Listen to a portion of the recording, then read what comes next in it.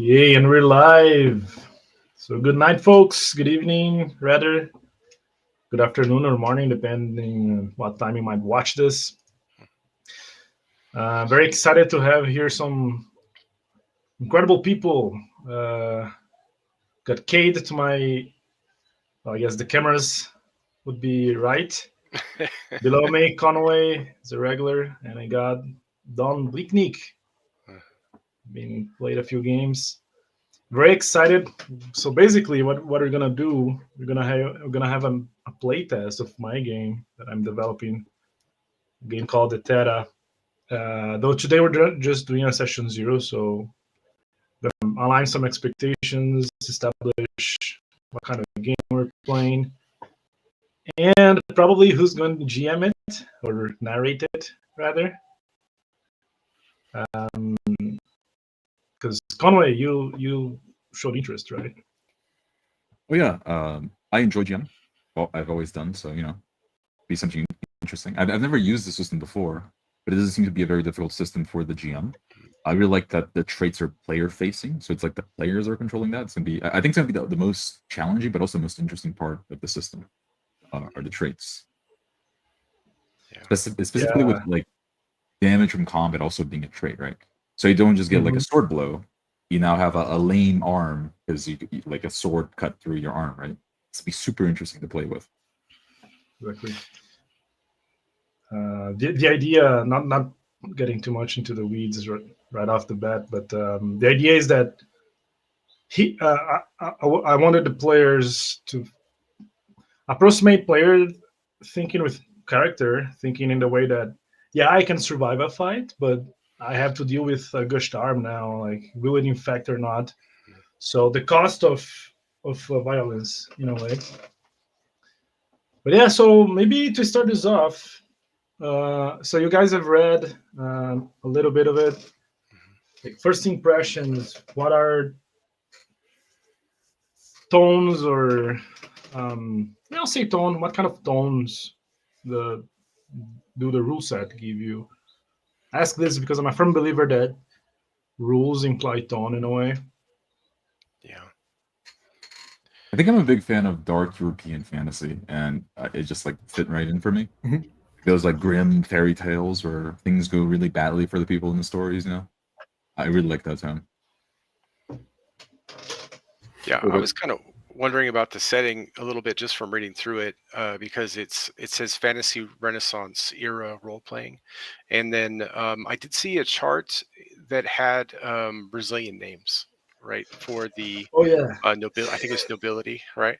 And so I was wondering if that was going to inform the setting at all, or if that was part of it, kind of as a different So angle. I wanted to have like a table for English names for the English version.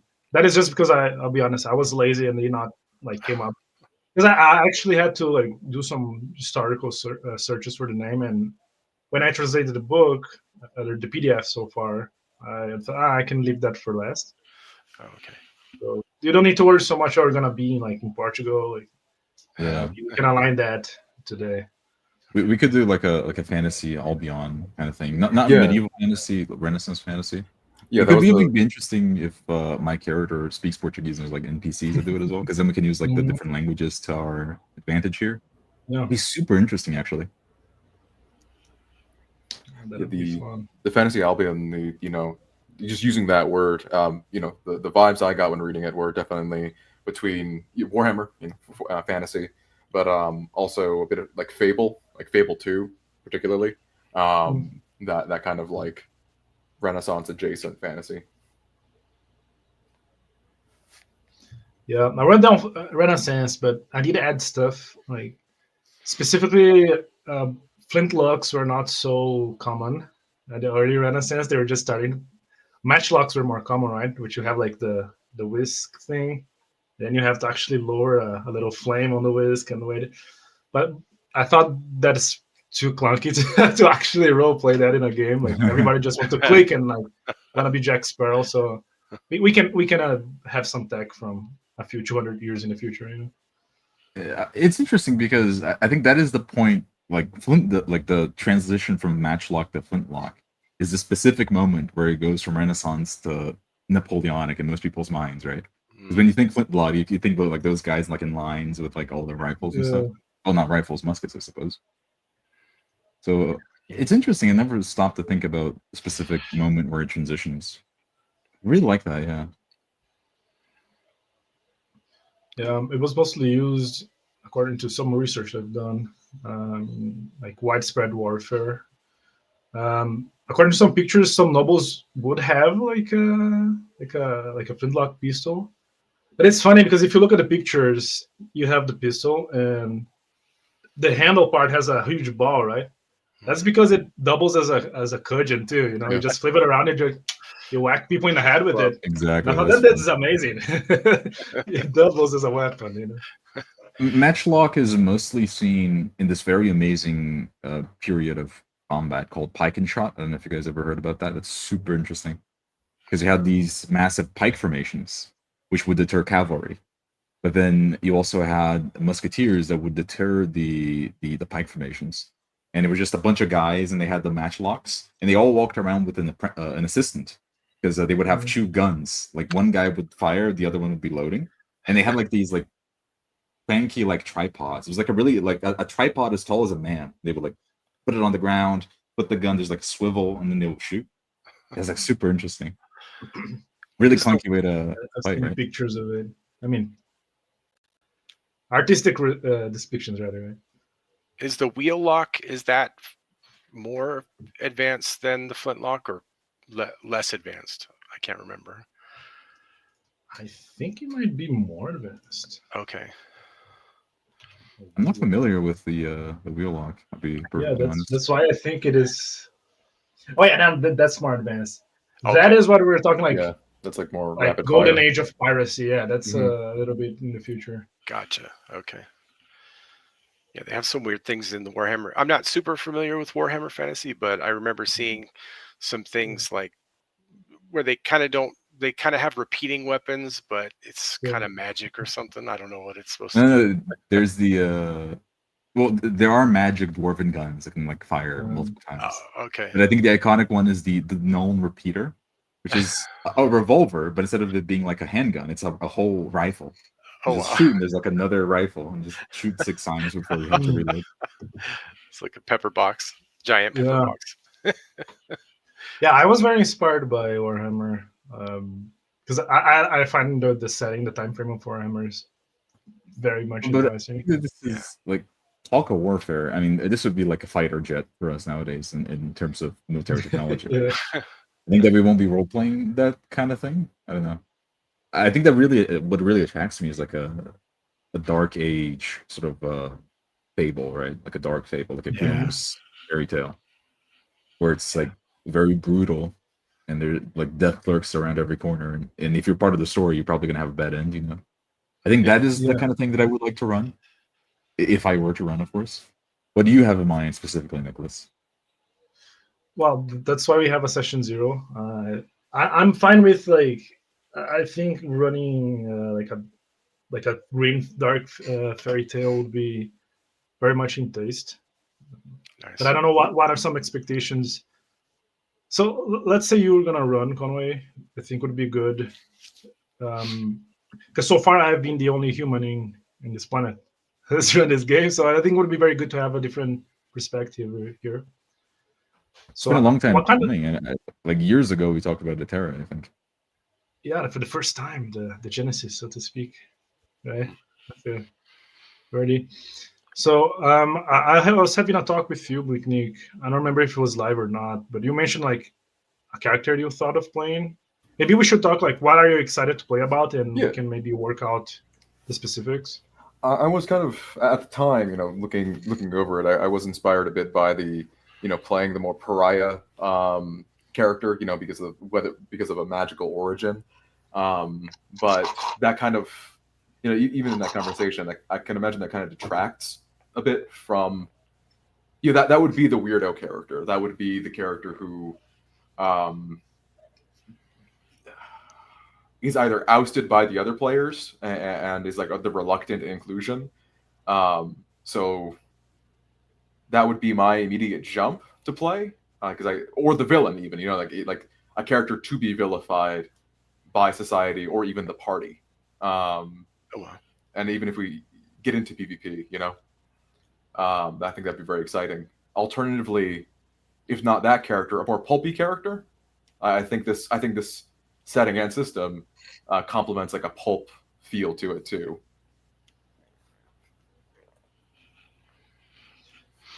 If we were to play in Iberia, it could be an interesting proposition of you playing like a witch or like a heretic type of character. That'd be interesting. That'd be one way to pull it off. Mm-hmm. I mean, even in England at that time period, I believe. Well, yeah, it was at the height of witch trials, right? Yeah. And is it going to be a historic? Like, are we thinking about a historical setting, or is this or is it more just like a complete fantasy creation? I think it's a brown blend mix of both. I'll take the historical side as I don't want to say just as aesthetics, because I think it will infer a little bit of like perceived culture within that universe. But I do want the fantasy elements to be something real, Yeah. Like people know magic is real because like the big cities, they have alchemical guilds and they're doing their shenanigans. And I think it's actually interesting that Dom maybe plays a magic user, because I feel the way magic works, whenever there is a mage or a witch in a group session, it kind of steers how the session is going to be like due to the nature of how people perceive magic. So it feels like a sanctioned alchemage, as per my OC setting. You can straight up have like a thing where maybe we are, what is the word, paid swords for a mission, or if it's a heretical one, maybe we're part of a cult. I think there's a lot to play there. That's cool. In the supplement that you posted today, I noticed it had a line in there that said, for non-human characters, if you aren't a human, you're the thing that goes bump in the night. But as far as the pariah character, were you thinking more of a human, Dom? Like, yeah, absolutely. Yeah, okay. I think if you were to play a non-human, your very nature would be distracting enough. Like I wouldn't want to be like non-human and also a magician. It's like a little too much. Yeah. Yeah. No. It's interesting because I really like it when you get to play like that, right? It's just goblins. Like that completely takes away all of like the mystery of like the things that go around the night. Mm-hmm. I think it's much more interesting if like the village, like they don't even know what a goblin is. They're like, it's a gloobkin walking around in the dark. What is a gloobkin? I don't know. Yeah, and the thing could have magic, absolutely, but it wouldn't be a magician, quote unquote. Mm-hmm. Yeah. And if it were just a goblin, just a small humanoid that walks around and breeds and breeds like a normal human, right?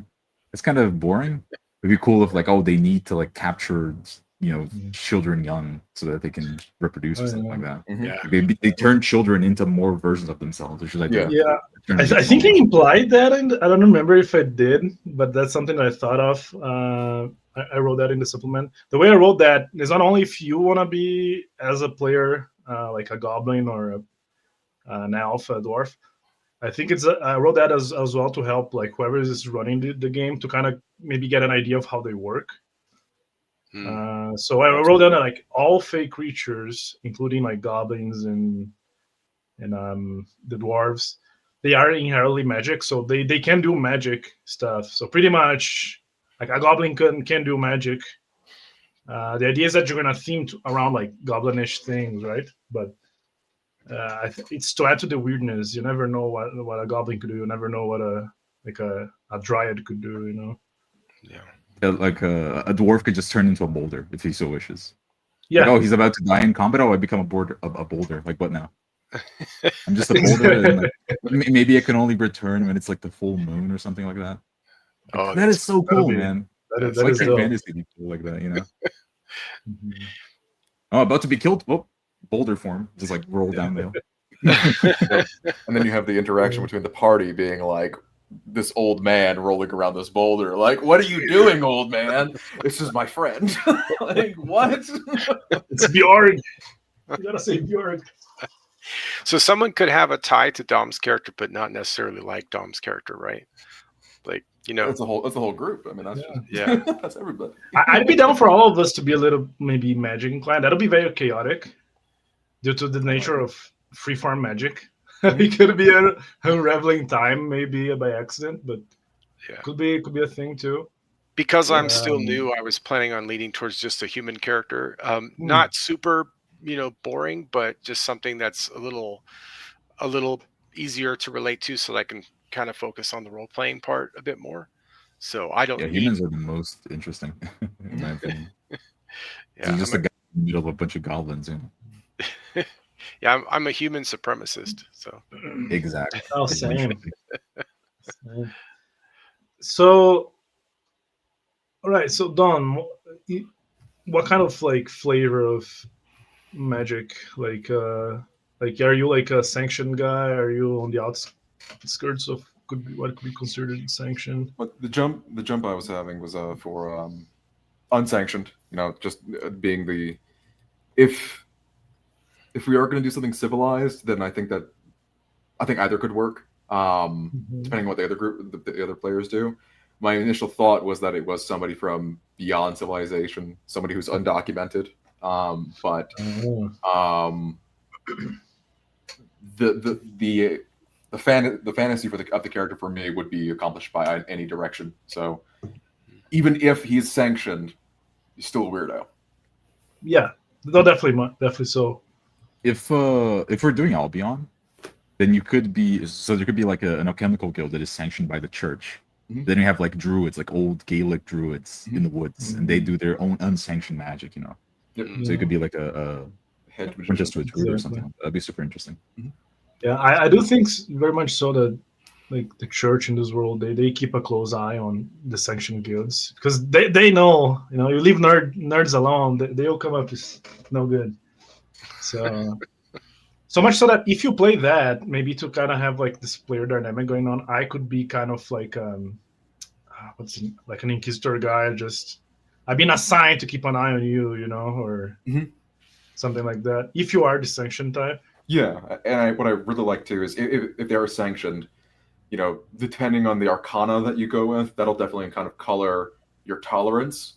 So I do like the idea of like picking a magic type that we would think of in our current day as like benign, like echomancy. Like that's very unique, I think. And I could see an inquisitor being no tolerance, like fucking I'm not even going to you're still a magician, fuck you, but from our perspective, sound magic doesn't seem that crazy, but role playing that out and being like, okay, no, magic is magic, he can still do bizarre stuff with it because it's a free form system, and seeing how far that can be pushed, I think would be very cool. Yeah, that is cool. If we're doing something like that, then I think the idea I have in mind is maybe you guys are sent to investigate a village, like a very secluded village or something like that. That'd be super interesting. I think that's like a classic trope, Yeah. That is cool. Oh, as a meta commentary, by the way, I'm a bad host.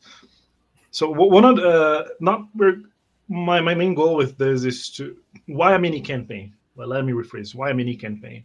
There are a few things I would like to test. First is how progression works. Like, does it make sense? Does it keep the world's verisimilitude intact or not? And just overall get more people's takes on it, opinions. So I think it would be good if we do agree on a premise that will make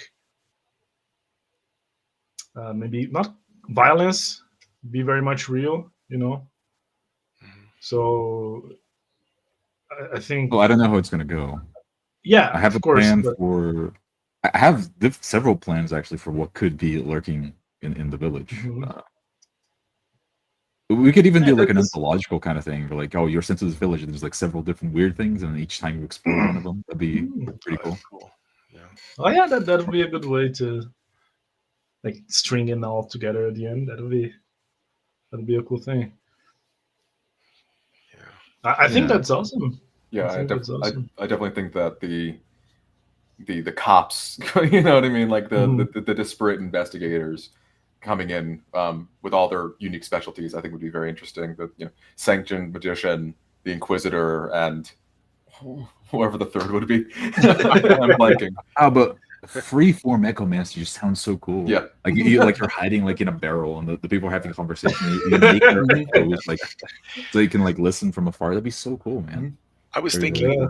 I keep thinking of this idea. Vibration too. I keep thinking of this idea of kind of like somebody who's young and they are inexperienced, but they want to become something. So kind of I don't know if it's kind of like a callow youth kind of thing, but just sort of eager to grab onto some identity for themselves. And maybe there's I'm just trying to think of what something might connect them to one of the other characters, or that's the reason they're there, but they're kind of learning about a world that they didn't know existed, that they were raised someplace else. Maybe it was like you said, the city earlier, or a different part of the land, and now they're in they're essentially into the magical world by finding this village and being with these people that are more exotic. So something like that. Interesting. Like a Squire situation, like apprentice. Squire. You could be. Squire would totally work. You know what you could be? You could be like the fourth or fifth son of a family. Either a peasant or like a noble family. You're not going to inherit anything. Like you have no place to be in the world. You have to make it your own. You have to carve, Yeah, that's a good idea. I like that. So it'd be like if you're a noble, then your father most likely give you a horse and a suit of armor and say, go do your own thing.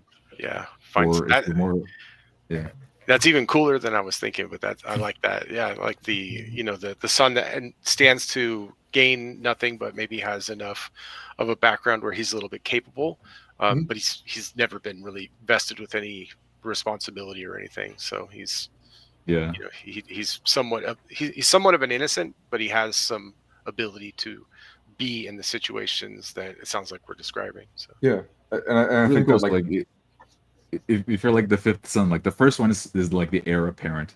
The second one is a backup. The third one is probably going to be sent to the church to study and become a priest or something. The fourth one might even be sent to a university, like in a city, right? Then your character, I mean, what do I do with this fifth guy? Can't afford him.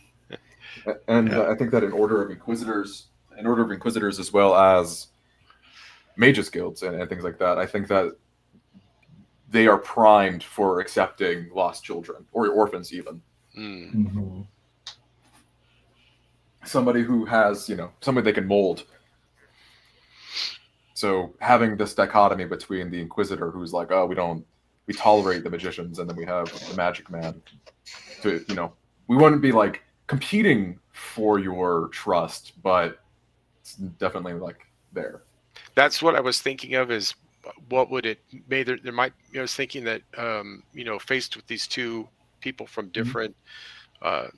Different backgrounds that are, he would have to learn about that and try to figure out where his own loyalties lie, or what truth he understands to be true, as opposed to what his life was before and what people have told him. The glorification that is pressed, that you're told about these two groups. Yeah, that's cool. I like that. Yeah, so fifth son, definitely, I'm down for that. It is very evocative. I love it. And that was kind of, so just to kind of go over that real quick.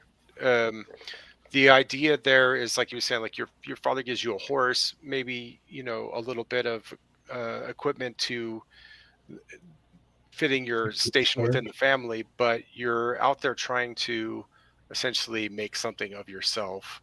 So it's kind of, as I understand it, that's kind of like the classic adventurer as we know it from most fantasy things. Oh, that's true. Yeah. So, the protagonist, you're the protagonist. Luke Skywalker, yeah. He's he's kind of out there set free to to try to make something of himself, because he's not going to get it from the family. So that's cool. So we kind of have, I think, a common starting point, or at least of a concept. Would you agree? Yeah, Tudor England is, I think, is what I want to go for. So we'll indeed go with Albion. Okay, The so Tudor period. we're setting into Anglo-land. Okay. Do you want to do? Because I wrote down like this was more thinking of people who never did 4D session 0, but I wrote down like some steps to kind of set a setting. Do you think we should go with that, or do you think we can skip that? If anything, I want you, unless you want my interpretation of your setting, if anything, I would want to ask questions about your setting from yourself, right? Okay. Because I'm not going with anything specific that I read from your setting, other than this like steep like soup of like dark fantasy, Renaissance, gritty, that kind of thing. Fair. Does that sound good, or do you want to actually establish the setting you have? There are a few things that, especially in the supplementary stuff, which kind of, but again, I leave it very open because I very much want a table to have their own, stir it towards something of their liking, and that makes sense to them. But there are some things that I think rules were written with that specific vague setting in mind, like the way, for example, the way magic works, like religion, the languages. So I don't know. How would you like to do this? Would you like to ask specific questions, or I want to know the most specific things, the most necessary things, like magic. Okay, so there aren't mages. There's only alchemages, which are different, right? Yeah. So the idea, okay. Hermeticism, like, are they actually looking for like the Philosopher's Stone or something? Okay, yeah. So the way magic works, again, how much you guys know about the four humors? I You don't need to read know through much. it. I know Okay. about the four humors because they're a thing in Warhammer 40k. It's like They are, choleric, right. phlegmatic, and Yeah. that kind of thing. Yeah, choleric. So the idea is that what alchemages are doing, they are artificially aligning themselves with like the spirit of nature. And I don't know if I wrote it down. I should have, but the idea is that to become an alchemage, you go through like some surgeries. They inject you mercury. You're being like artificially augmented. So you're basically tricking nature to believe you're one of them. You're kind of become a fae-ish. So it's like very much unnatural. But the good point would be you don't actually have to deal with like demons and fae. You can just cheat the system. Maybe become an alchemage. Gotcha. And any other type of magic is you are borrowing power from something, because magic is not inherently human. So if you're a priest, you're borrowing from like the saints or one of the two main gods, or you're dealing with fae, you might be dealing with demons. And you have the third one, which would be the fae touched, which are people who actually have some sort of essence of fae blood in them. Mhm. And that was inspired by Warhammer's Beastmen, the way that the noble, pretty much any noble family in Warhammer Fantasy, they Produce one. they do the crazy orgies with Beastmen, right? Mhm. So their kids come off like mutated or something like that. So the idea is that what we see elf in most modern fantasy would be actually a fae touched, because it's just a human with pointy ears and maybe they're good at magic. That's just because you have some fae blood in you. But the idea is that is very much so frowned upon.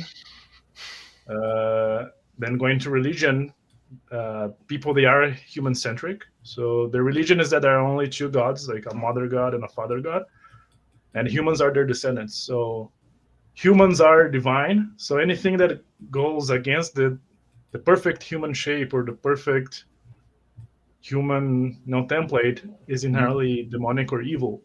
Cool. So being fae touched is you're striving farther from divinity in a way. Does being injected with mercury count towards defacing the human shape, or is that like, oh, we're gonna ignore that? So that is like the blurred lines, where the church is like, we'll keep an eye, because the idea is that it's for the benefit of humankind or mankind in generally. So Yeah. all right, like you are deforming yourself, but it's to make life better for God made humans. Mercury, so it's fine. Yeah, that'll be like an argument, an Alchemage would use. Would Dom have gone through the same treatment since he's like an outsider?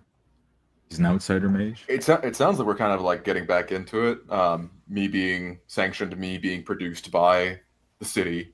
But if I were to have been an what do outsider, you want to play, right? I think that's with me. If me and Nicholas are doing the Templar or the Zealot and the Mage Hunter and the Mage, then I would definitely want to be from the city with him, with his character. If I'm playing the weirdo outsider, then yeah, definitely Fey touched or something bizarro. I wrote it down. Like that is also like a country thing. Maybe some countries they are more lenient towards Fey touched. Mhm. If like they scream there first and they put them in the church or put them in like under supervision very early, because it's still useful to have a guy who can like turn a whole castle into glass. Yeah, who has powers? Yeah, so keep him on a leash. So you could be like maybe a Fey touched who wears like this patch on your arm signifying your ascension. You get to leave. But, my numbers.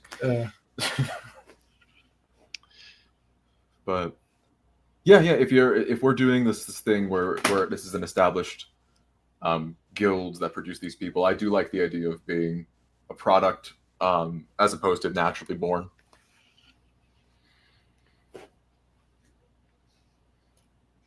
Yeah. Okay, I that's fine. think the main things about setting like would be those two things.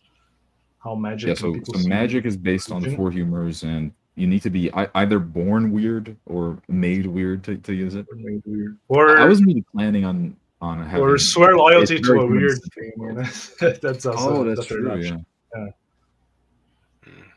So you can actually. Yeah. Okay. Christianity is the thing, though, right? Because you said it's like another god, father god. Yeah, well, it's not really. It's just the church, So the idea is that they're like the father god, the mother god. Their names is just Latin for man and woman. It's like vir and femina. Ah. And the saints would be just saints. So you could have. This is so like, let's say I want to play like this priest guy, but I want him to be like kind of domain of death. So maybe I'm the saint that sees over dead people. So you're still within the church, but you're focusing on one thing. So you can make a church dedicated to just one thing inside the church, so to speak, and just call it the Church of Saint, Tumulus. But we still have Christianity vibes, I think. Then is yeah, the it is. question. It is. Yeah, they're Christianity definitely the pastiche. I'm down with just doing Christianity though, if we want to if we want to move it to that. I think I would prefer it. I think one of the coolest things in like Vampire, like the World of Darkness in general, is like, yeah, the Bible is canon, like it all happened. Like, God really exists, and it's so interesting to read that.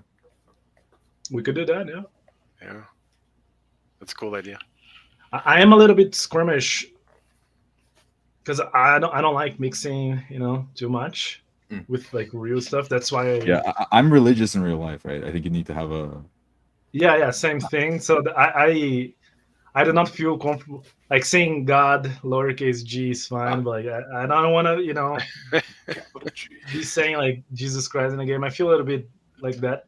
So Nicholas, if we go with that, I would just not be like the Inquisition guy, so I don't have to, Oh, yeah, because I like the idea that you had of doing the like the feel of it feels like the Catholic Church, and maybe same thing. They have a book, and then everybody it kind of has that effect. But then with those gods that were the fictional gods that you had at the top, I thought that was a cool idea. So.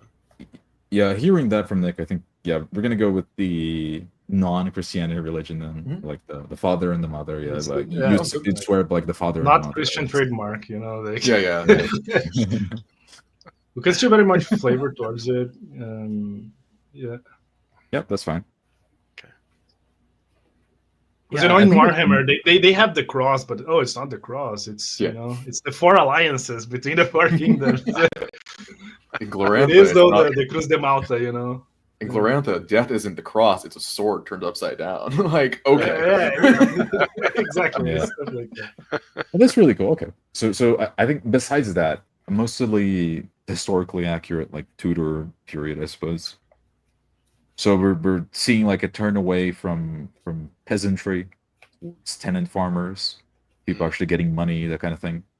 Yeah, bourgeoisie is becoming a thing. Like the Yeah. guilds are becoming like a Because it's power low within a medieval at city. that point. Yeah. Because Yeah. back in the day, it was all about land, right? Land is what gave Exactly. power to everyone. But then now, We have business now. yeah, now you have business. Instead of just being a peasant and doing subsistence farming, You got this is when you got England started banks. exporting wool, right? England became very rich exporting wool to the rest of Europe, and ham and wine, that kind of thing. So yeah, Exactly. It's the transition point, I think. the transition 'Cause point. Yeah. I love the social aspect of these games, and they're not often played. And I think you can Yeah. have like a full campaign inside city walls and dealing with conspiracies and hitmen. Yeah. I think that's fun. Peasants too. aren't allowed to leave the outskirts of the village, but free men can. That kind of thing. Exactly. That is one of the biggest things that people really feel weird about the actual medieval period, right? Yeah. Which is they're very classist, right? Yeah, Being a free man means something. Being a serf means something, right? you're born in your Free men station. can work whenever they want. Yeah. So you guys would be free men most likely, and then I think so. you would Yeah. deal with peasantry, and the peasants would treat free men differently. And there would be a few tenant farmers that actually free men in the area as well. Some rich, some poor. That'd be pretty interesting to Mhm. explore. I don't know how familiar you guys are with that kind of thing. Yeah. Vaguely, but I think it's enough to real play that. Yeah, I think it's it's very cool. Mhm. Yeah. So very, very vague. Like the little bit I have gotten my teeth into is from like Pendragon, but that's not the same thing. But that's what I'll be, kind of Mhm. flowing from. Yeah, so serfs, they pay wages, they pay rent with labor, and free men pay rent with money, right? So Mhm. the serf, like he works 5 days for himself and then 2 days for his lord, which is usually how it goes. Okay. And there are the whole host of different laws. Like there are different laws, like what happens if you kill a free man, or what happens if you kill a serf. What happens Mhm. if you attack a free man or if you attack a serf? In Con- general, a serf would be very much controlled by their lord. Things like if you want to marry, the lord has like final say if true serfs can marry, right? That kind of thing. There's like a lot of control over the serf, but the free man not so much. Yeah, diet, not quite the same, but diet slavery, kind of. it's getting there where, you aren't free. Getting away from it. Roman slavery, not chattel slavery, because those are very different things. Yeah, Roman slavery is basically serfdom, to a certain extent. So would there be quit rent too, where they can if a serf can amass enough money they could pay themselves out into being a freeman, and pay that payment to their lord to be made free. I don't think was there that. You really can't really move past serfdom if you're born a serf. What you can do is you can guarantee that your son inherits your land, right? Because the idea with serfdom is that you're also supposed to have a son so that the son can continue the bondage to the feudal lord.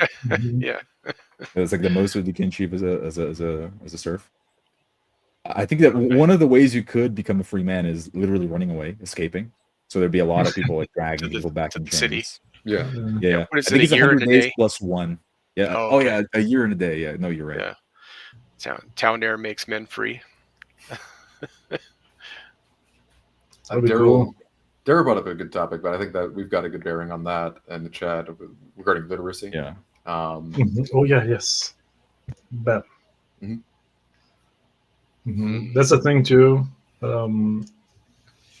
Just maybe just as a note, when we talk literacy, being able to read and write like English is not the same as wasn't the same as being able to read and write in freaking Latin. That was the literacy is like, can you speak the official language, right? Yeah. Yeah, Ecclesiastes language.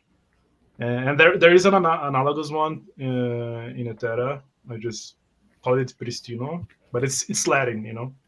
Yeah. So that should be a thing too. Like if you do not have Latin in your character sheet, like you cannot read, you cannot interact with that, and you would be considered illiterate. Right. That sense. If you think about it, I think it's reported as like 2% literacy rate this time period. But if you actually take into account English writing, it'll be like 25%, if I recall correctly.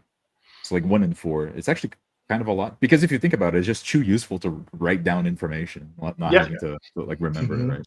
So of course there'll be a ton of people that can read and write. Printing press is interesting. I think that it's not going to be as big because you guys are going to go to a small village. Like if you were in the bustling town, like right, but you're going to a small village. At most, like the only book they have is a small book of prayers, not even a Bible, because a Bible would be really expensive. Most churches didn't have Bibles back in the day. That's cool. And I was thinking that maybe if you're going to be an Inquisitor kind of character, we could use Portuguese, Nicholas, because I don't think the other two want to speak the ecclesiastical language. So like as a further layer on top of it, we can like use Portuguese when we're talking. The NPCs are talking in Pristine. That's a bit meta, but we can go with that. I guess using to our advantage makes sense. We could do that. So are we saying that Portuguese is like Latin then? That's how it's gonna work? For this game, yes, because it would be interesting to, because I've always wanted to like employ integrate differences in language. It's pretty interesting. But I think like being a section alchemage would imply that he knows some of it though, like because I think then we'll most probably strike that down as an idea. Okay. I thought it was going to make it easier for me to roleplay not understanding, so I was okay with it. Well, do you want to? I mean, we can make. If you want to experiment, if you want to experiment that, I'm not against it. I can kind of wheel it back around to playing a character who maybe didn't grow up here, didn't grow up within the confines of the city, so just didn't have the opportunity to learn Latin or not Latin. But or it's just not from here, even from a different place, different part of the world, got turned into an echo mage and is now assisting in the local business of the city. So you're important. Yeah. I think the only negative would be like for posterity, like if people want to watch the game, right? That might be a bad idea, actually. Never mind. Subtitles. So we can scrap that. As cool as it sounds at first glance, I think we scrap the Portuguese being Latin or the not Latin. Yeah, let's do it. Okay.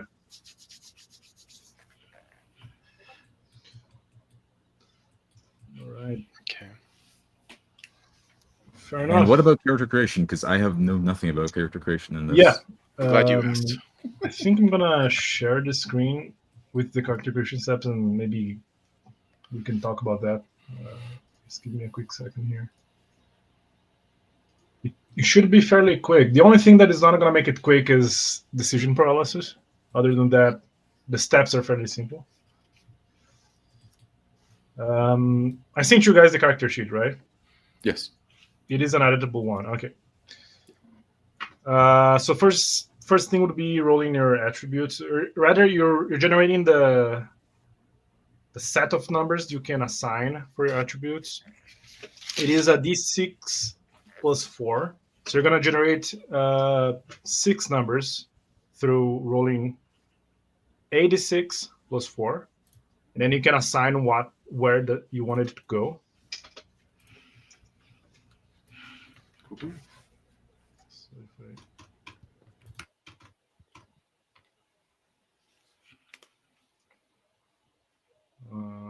I'm sharing my whole thing. Okay. Good to know.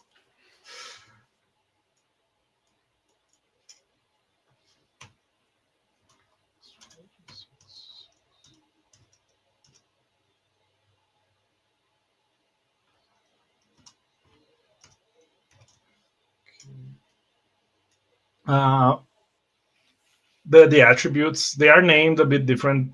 I wanted to make it a little. I don't know if diegetic is the right word, but they're named after body parts. Does that make any sense? Did you get confused on what you should use for what? No, it made sense to me. What was applied to what? So I wrote it down below it as well, just to arm. make sure. It So just okay, feels weird to have tongue as part of your mind, you know? yeah, I get what you mean. Here's where like the gimmick sometimes breaks down, right? It is not 100%. For example, like I remember Zonar was like, "Yeah, but heart is not a thing," you know. Like, it's like I know. Heart makes sense. In the Middle Ages, people believed that thought came from the heart. They didn't think that the brain caused you to think. They thought that the heart caused you to think. So I mean, think about it right now, right? Where in your body is your internal monologue? Like, if you think Yeah, about anything it's in in your your mind, chest, right? is it? It's not present anywhere in your body. And It's in your chest. peasants didn't know how the body worked, and they believed that the heart, which is like the core of a person, is where the seat of thoughts lie. It's pretty interesting. So I think it makes sense that it's mind, but that's where like it works. timing is being weird. Let's see. Yeah, the idea is that like use your gift of tongue, or use kind of in a way that's use your brains. That's what I was going with. Yeah. So Don, because you're playing an alchemage, your main talent is brains, right, for casting? Mhm. Okay. I don't know. So if I'm an inquisitor guy, need to be big, need to be strong. All right. Then I have true 6. Actually, I'm gonna make it like this. Make it a 6.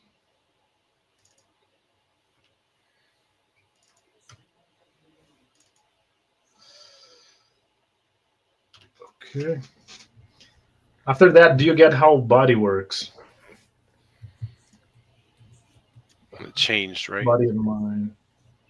Yeah, so body and mind are equal to 3 plus half of the highest physical for body and of the highest mental one. So in my case, like within my physical ones, arm, hands, and feet, my highest one is 10, so it would be 3 plus 5. That would be how much integrity, how much vigor I have. So it would be an 8. And the same goes here.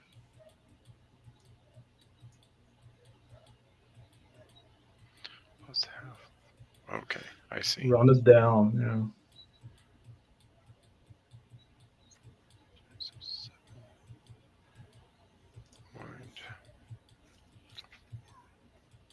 It is in page 18, by the way, if you want to look as well. Let me...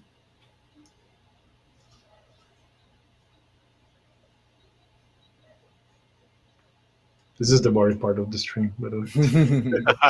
Whenever the guys do session 0, I was like, when they go, it's like silence. Quick, be entertaining. Yeah. It could be the entire game for some people, so you gotta count your blessings. That's true. The people enjoy a lot of it. I mean, I'll be honest. I'm a bit of a nerd. I enjoy creating characters as much as I enjoy playing them. I don't know if as much, especially with 4D, but it's definitely a mood, an experience for me. Yeah. So if you're average, there's no adjustment, right, Nicholas? It's just So the idea is that you're gonna be average in everything. It's only if you really want to push it. Like, I really want to play like this 8-year-old or this 12-year-old kid. Then the rules should affect that. Or if you want to be like geriatric. So yeah, and my character is an adult. I see my character as an adult, which is what, probably exactly 16 like, or something. I mean, back then, I think I wrote that down. Like back then, like 14 or 13, you would be an adult, so you can. Okay. Yeah. And I do think that if you were not a tough kid at 13, you would not make it to 13. So it's fine. You can be lotted down into the other with the other ones. Step 3 archetype. Yeah. You can write down the number if you want to. If you need that, but I honestly don't like these details usually do not come into play as much. Mm. I will dump my arm if you were going to be the big strong man. Why would they send us together if we weren't supposed to be? You know. That's true. Yeah. Extra here is just if you want to like write down, maybe if you're like fate touched, you want to write down like, oh, you have horns, you have a tail, you have 6 fingers, kind of deal. So after that, the step 3, which would be the archetype and ambition. So this is where the character should start taking shape as a character. Mm-hmm. The idea is that you really should come up with the archetype, but there is a help here. There is some help if you don't know what to go with, which is it's basically words, right? You can have like up to 3 words kind of describing the general idea of the character, like a secretive witch or an artist secretive witch, you know. This is just to help you, let's say, delineate what your character is about on a very superficial level, but it will also affect how you get XP through the game. So this is the part where I'm excited to play test. Because you get XP by learning stuff that is related to your archetype. So if you're a renegade nobles guy, learning about your family or a rival family, that is how you could grow up as a character as well. And so and then ambition is a phrase that's also how you will level up. You should be reading in first person, like I will avenge my father, kind of deal.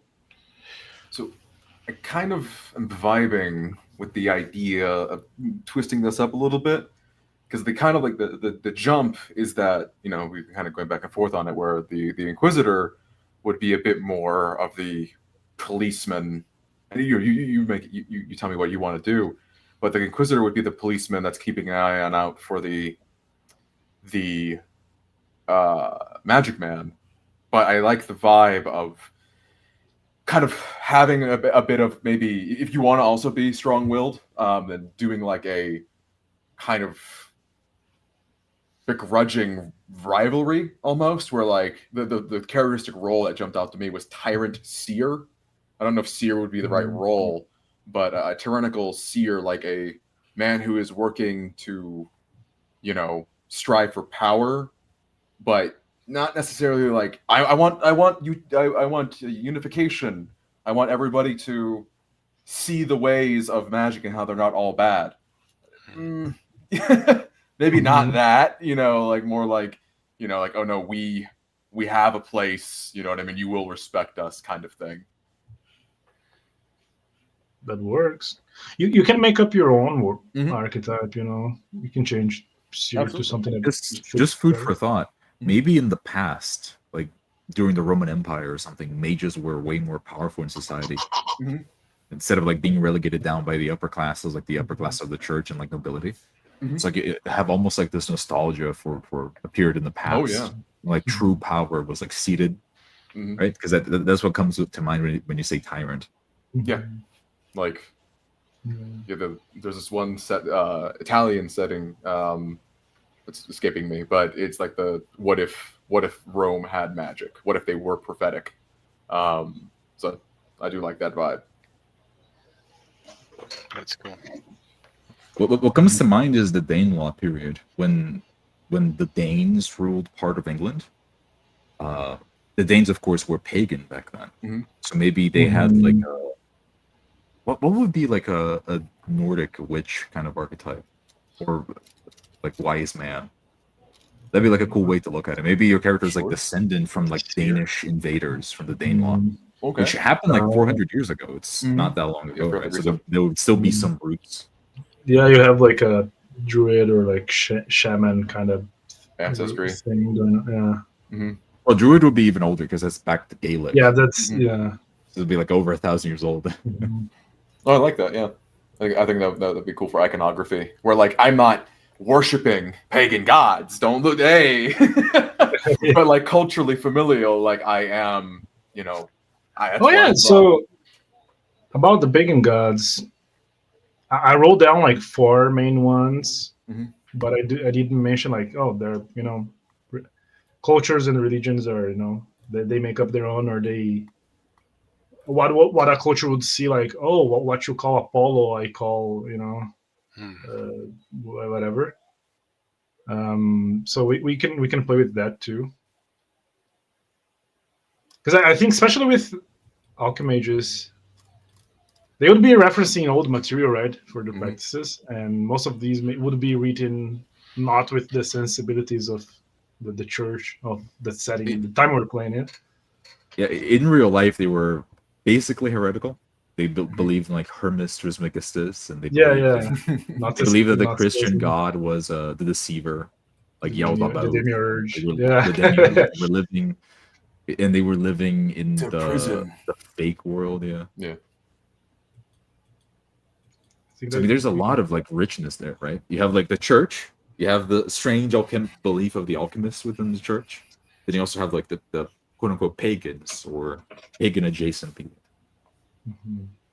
So I mean, there's a Let lot me of ways you honest. can take it further. I think I hit a block with the archetype. I don't know what to write down. Besides, like Oh, Inquisitor. tyrant I- soldier. No, tyrant paladin. I don't think I still like I have like I have a role. I don't have a character in mind yet. Yeah. Is he pious? I think Or- he's very much so. He actually believes in stuff. Okay. But I don't know if he's like the way he approaches it is more on a professional level, or like he actually, the classic like heretics come. I don't know Right. if So if it's personal to him or if it's just more his identity, like as Mhm. in society. Mm, I put down ambitious young noble for mine. that's a good one. Going off of the fifth son thing. Thanks. Mhm. Okay, so that works.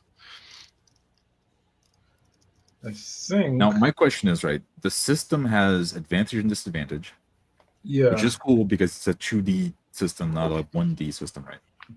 Mhm. But it also has modifiers to the target number.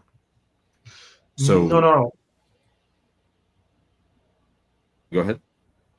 Yeah, no, you're not doing any other math other than checking your attribute, checking your mastery, and that's the only math. So the only modifier is if you have an advantage or not. It's very binary in that sense. So you should not be counting beans. Okay, that's perfect. 0 modifiers, just advantage, disadvantage, or none. Yeah, Perfect. exactly. And he uses the narrator because a lot of the advantages of disadvantage is very player facing. So like if I have an axe and I know that an axe is like can hook shields, I can go ahead and I can give myself an advantage if the other guy has a shield. But you as the narrator, you have the final say. If for some reason that maybe we as player characters don't know, something is going on, you can just overstate and say disadvantage, and we'll have to abide, so to speak. That will tell me that, oh, there's something that I don't know that is going on around. That's why it needs to be advantage. Maybe the guy's magic, or something like that. Yeah, roll under Doesn't make systems are always superior from what I'm seeing. Yeah. Right. So the only thing I do is I tell you the target number and you just roll. So You don't roll even on. need to tell, because my target number is whatever is my attribute and skill and mastery. But if you think that, oh, this should be harder than just beating the target number, then you give me you can say harder, or harder implies making a disadvantage. Disadvantage. Oh, okay. Wow, that's Okay. interesting. Okay. Because So that was kind of throwing me off with the TNs and how you have that little table on the side. uh-huh.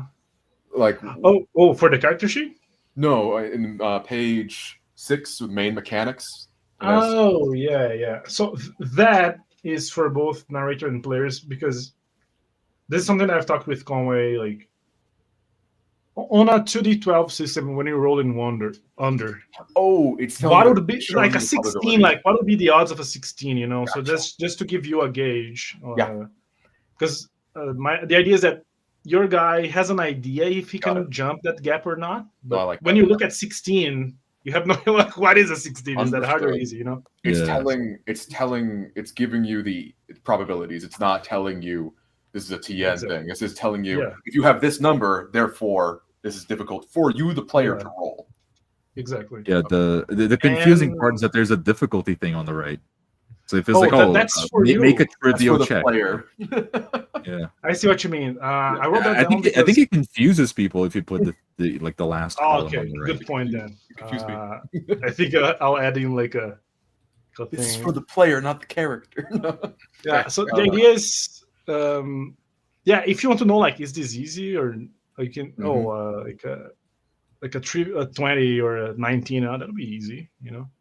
But that's also to help the narrator, because you need to come up with characters on the spot. So that's why I have skill. Like, let's say you make an NPC and you know in your head he's good with spears, so I can see, he's experienced with spears. I'll just say that a 16 for him is his target number, so you can just like riff off, not riff off. And now it's improvise. okay. Uh-huh. Okay. Okay, Yeah, that's actually really good then, because I really like having this. Like, I know if it's a guy that probably doesn't train to fight, he's just average, so he's a 13, right? And maybe their leader is a 14 or 15. But then if it's like a knight, then he probably has a 16 on fighting or something like that. Mm-hmm. And you can look, you can gauge also on the target number. Oh, I want this guy to be able to be good 75% of the time on this thing. So it's a tool for the GM. That's really cool. Yeah, I like that. Okay. But it's really confusing, like when you first lay eyes on it. Yeah. Maybe have that like in the GM section later. I don't know. Okay. I think that I wrote it down, but I'll make sure to update that. So I'm going with just discipline Inquisitor, I think. So when I call for rolls, the only difference is it's either easy, normal, or hard. Most of them being hard. Let's assume like 90% are hard, and like 5% on either extreme. What do you mean? No, this is just a guideline for me, right? Because most of the things are, I imagine the world's like a bell curve. Like most of the things fall in the middle. Yeah. So because that may be the one disadvantage of doing roll under, is that I remember someone saying, "Oh, if you roll under, or if you have if you roll under, every lockpick is the same difficulty for everyone, because that depends if you can do it, not if the pick, the lock is hard." So this is kind of a compromise with the system, because it's very player facing. So if it's not hard, if you think that it's not hard for my guy, you don't even call for a roll, just let me do it. Mm-hmm. So if I'm rolling, that already implies there is some difficulty. Even if I have like a 20, like a 70, a 95% chance of beating it, you should just call for a roll if you think it's hard, or if you think there is a consequence for that. Otherwise, we can just skip the rolling. Usually, what I do with roll under is I can just tell you the modifier, like roll lockpick +2, like as an example here, right? Then if you look at your character sheet, like, oh, that's 100%, then you don't even need to roll. Say, oh, I do it, right? That's usually how I do it with like that's how we did it with Warhammer 40k with but because there is no modifier, like there's no +2 or hard, it's just harder or easier. Math, yeah. So if you say like a harder, or it's a hard test, I'll roll in under disadvantage. Even if I'm very good at it, I'll go like kind of like this, and at that point it's subjective, right? It's pretty cool. Okay. Okay. What did you write? It's a very easy system to run. It was very much built with the easing the job of the narrator, so you can get in the kind of the same way you get a flow when you're playing. I want that to be the same for the guy running the game. And that's why I'm excited to see how it will feel for you, because so far it's only I have run it, right? But I already know how things work. For ambition, Cade, you're not speaking much. What did you write for your guy so far? Well, I put ambitious young noble.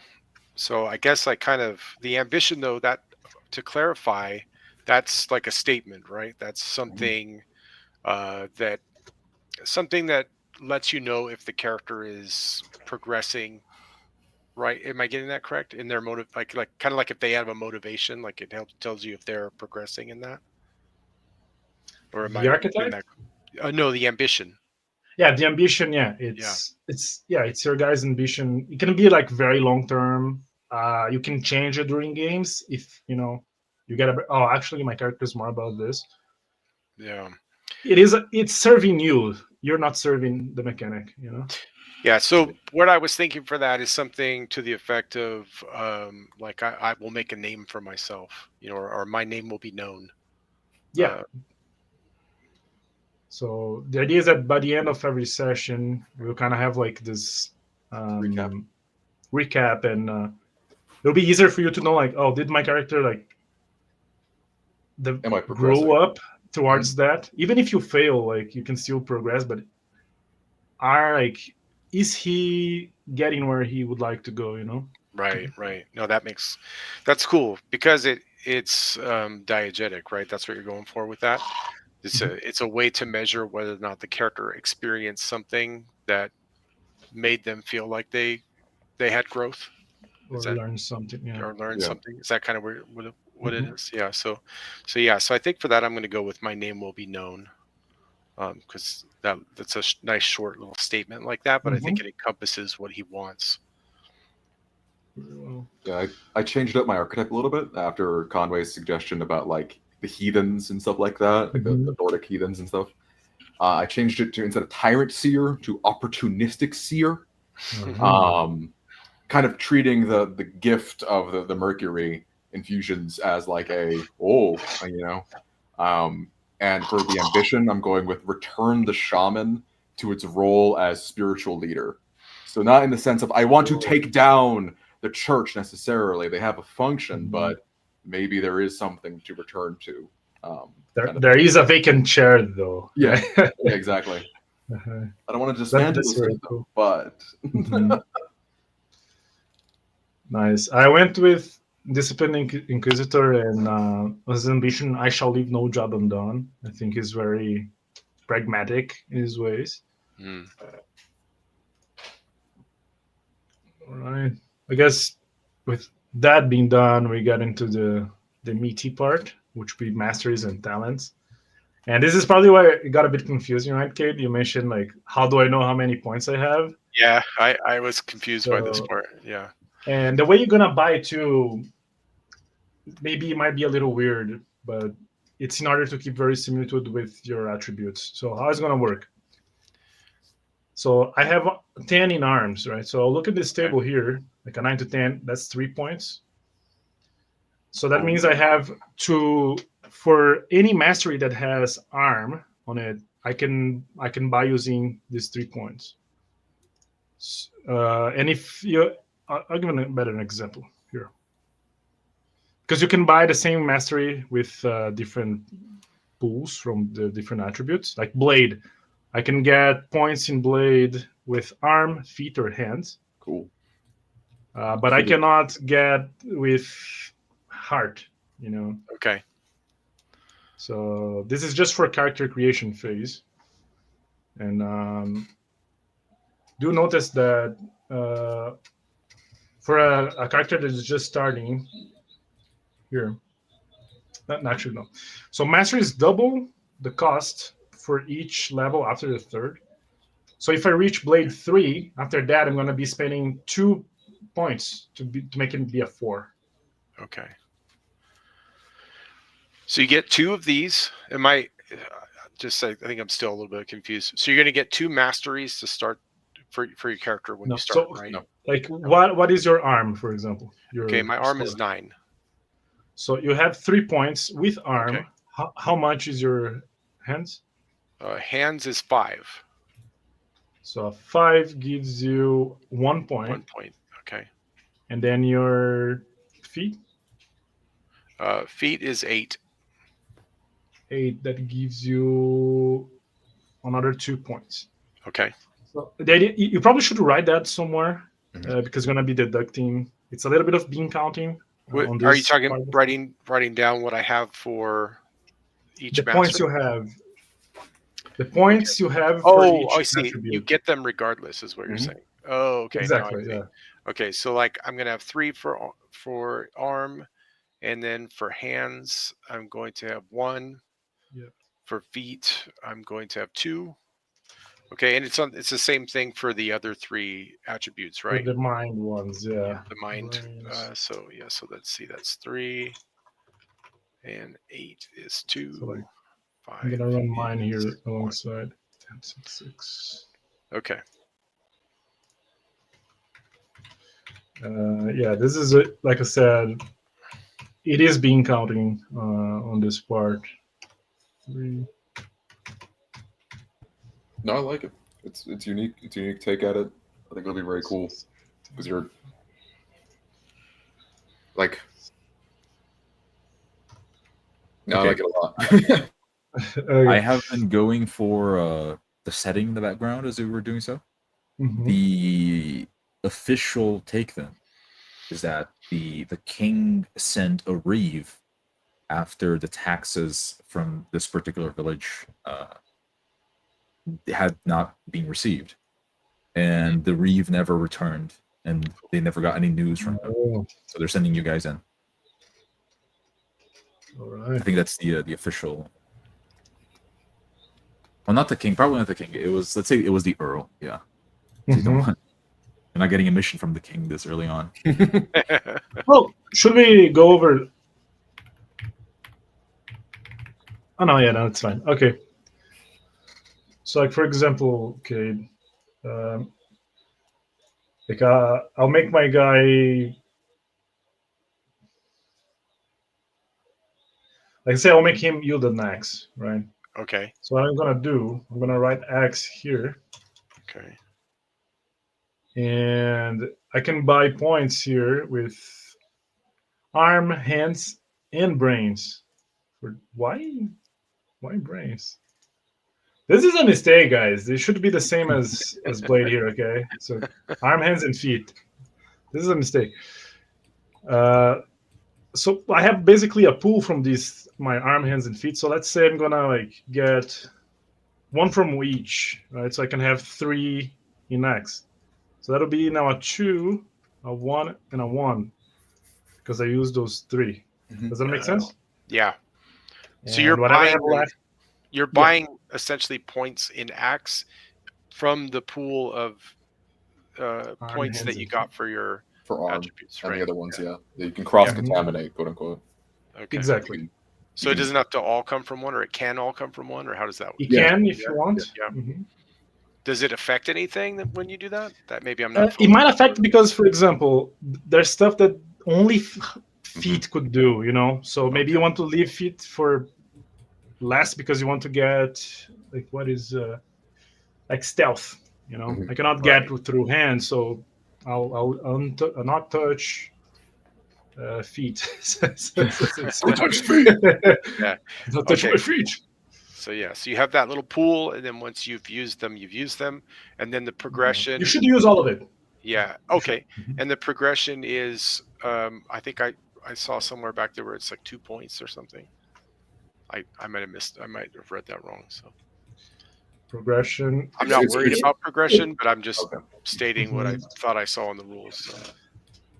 Go ahead. Bleaknik. No, I was just going to answer him, but he's got it. Okay. Do notice though, did I write this down or did I not?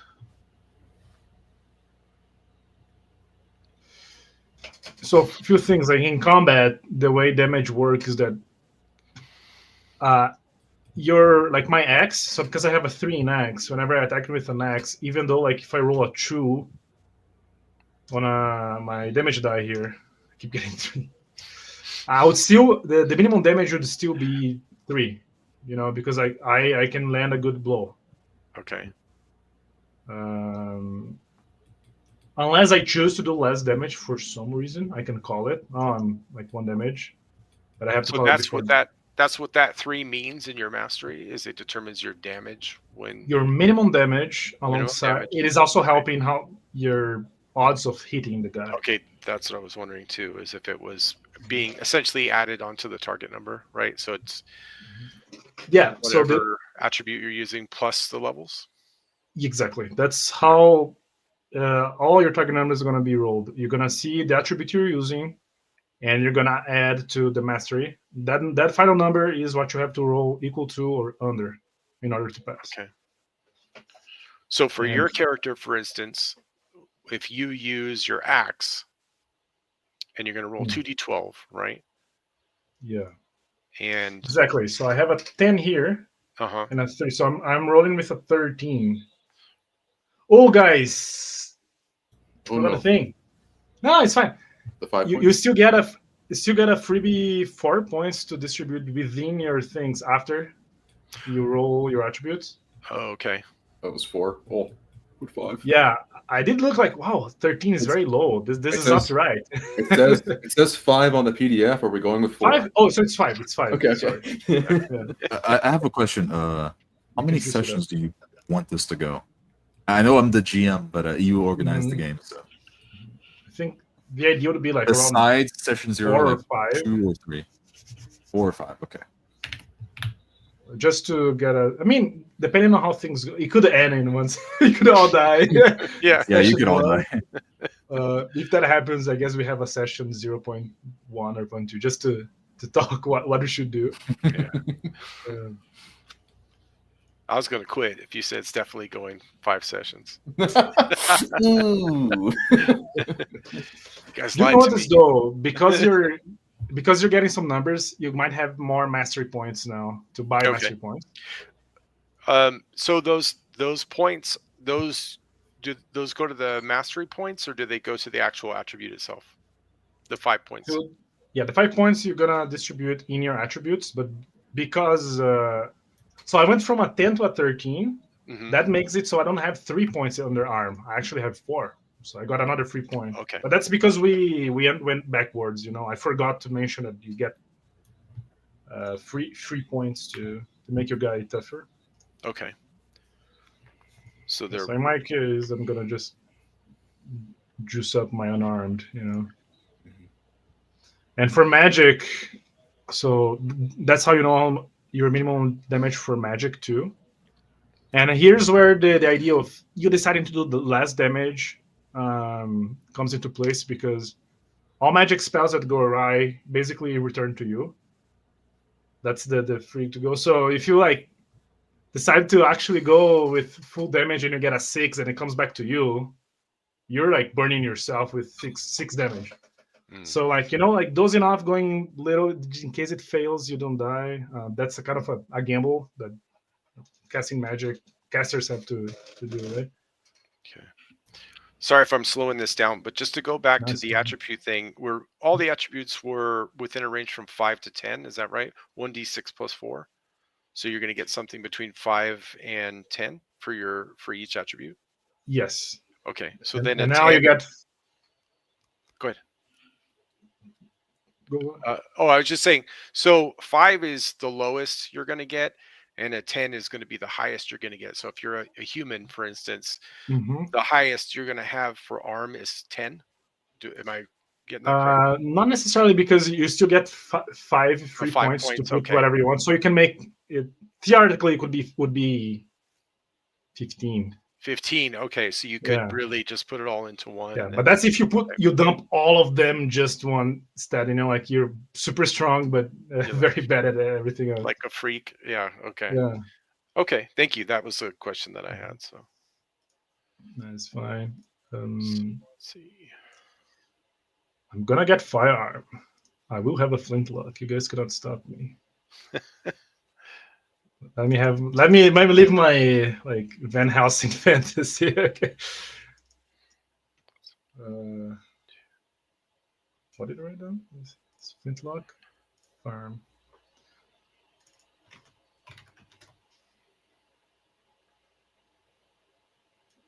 Oh, I'm gonna be bad at aiming though. Oh, well, such is life, I guess. We can adjust it up. I'm gonna adjust it up. And this one.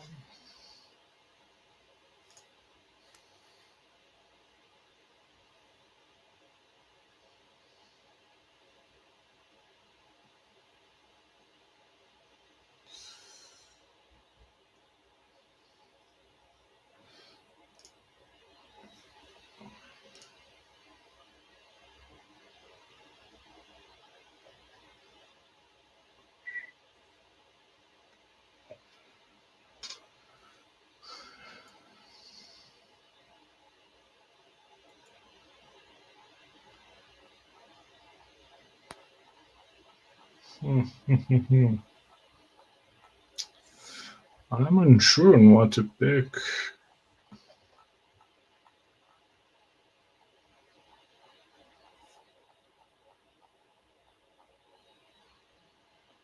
I'm really unsure on what to pick. Arm and feet.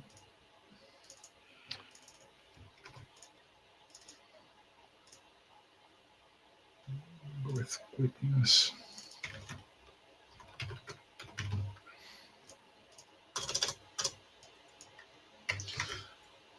Okay.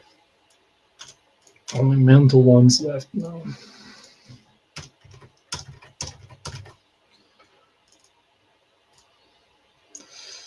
Well, I should know about heathen gods, right? 3. You got to know what to hate. Yeah, exactly. Like I gotta know what I'm looking for, right? 2. Brains and heart. I'm gonna get, I think, 2 points in religion. 1 from brains and 1 from heart. That will give me knowledge over both church stuff and heathen stuff.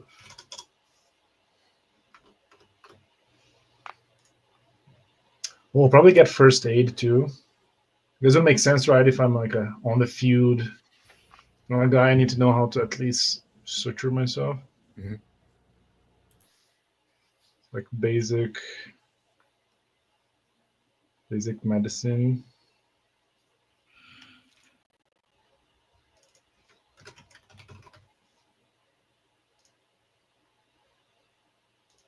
Is it just brains medicine? Yeah. Oh, it's really, really basic though.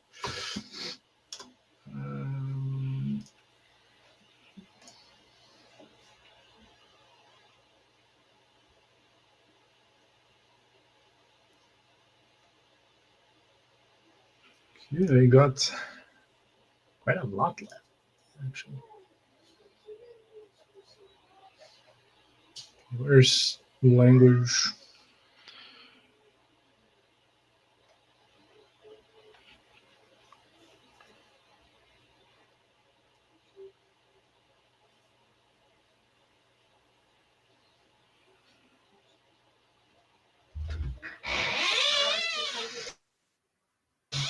There is no language here? Is it missing? No, I saw it. It was under tongue. Oh, okay. Oh man, I'm stupid. I'm Or sorry. not tongue, but communication. Okay. I'm gonna be a language guy.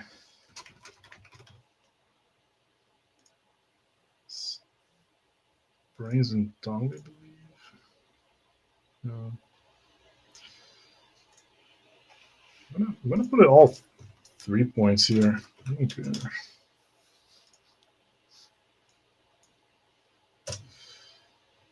And let's see, Pristino. So what would be a neighboring kingdom then? let's say I also know the language of like a neighboring kingdom. Oh, a good thing that you ask. So the location is a marsh, which means that it's in the border between two kingdoms.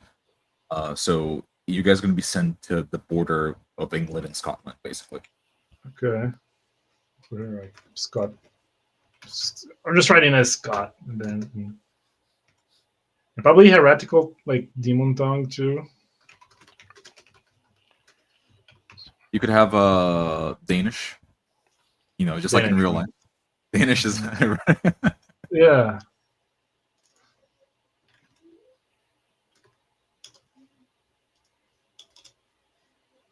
Okay.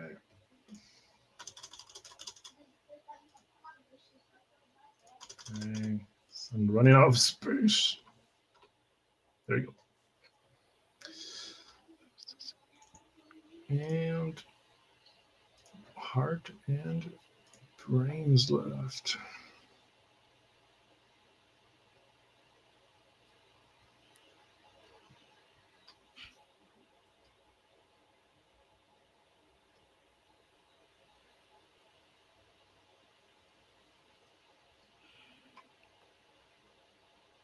Man,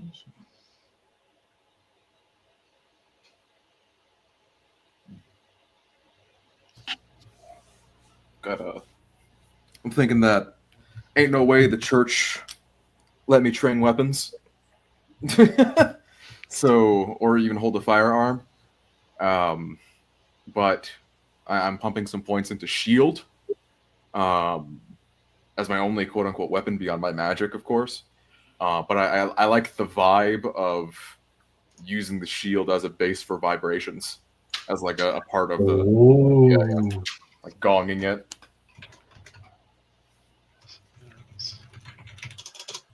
Okay, I'm gonna have command 3. I think my guy is very good at imposing respect.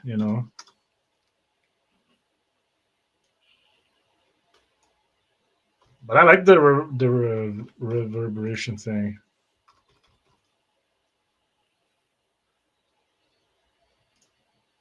Right down here. Vanish.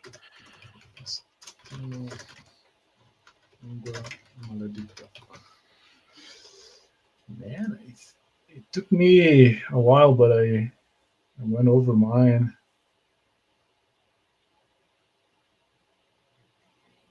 Can I help anyone with theirs in the meanwhile?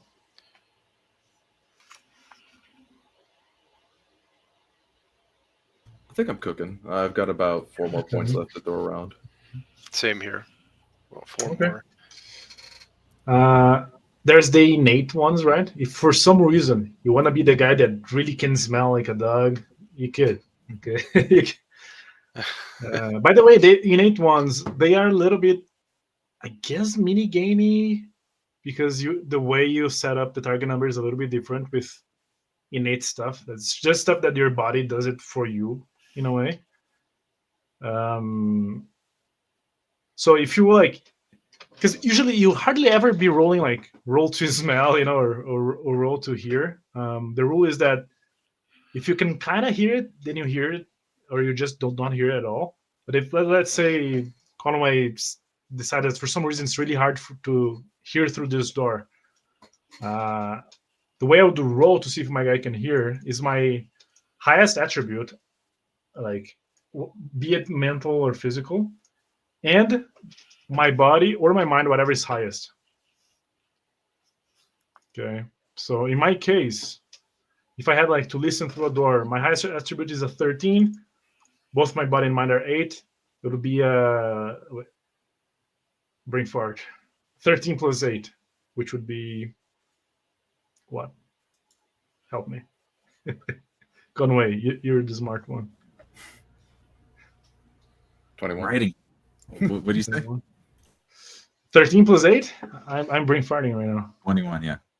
21, yeah. Which is pretty much a 99% chance of success, but if I were to, that's an innate thing of my body. Think of it as like your 5 senses, if we come down to that. Okay. There are a few situations where we might end up doing that, and I wrote it down. Some examples. For some, like in the section of surviving and natural elements, like the rate of which your body heals is kind of an innate thing. It's not a skill, so you'd use like a similar mechanic. But we'll go over that later, I think.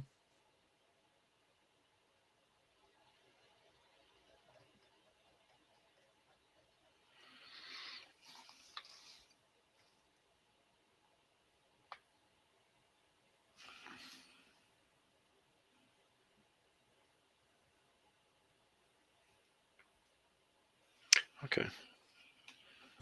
Alrighty. Are we playing next week? So this is gonna be a Fortnite thing. So we're gonna skip not playing next week, but playing the one after that. Okay. Mm-hmm. Because already. yeah, me too. But the thing is, I already have like I'm on Bleaknick's in Bleaknick's game. I mean, We're doing like we're intercalating it, Yeah, I saw that. It's a interesting game.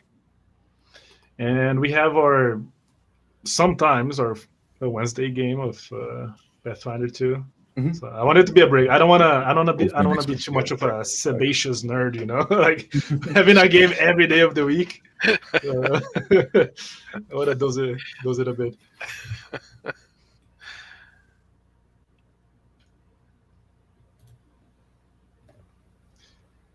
So masters can be a little kind of worms, you know. I'm still fiddling with them.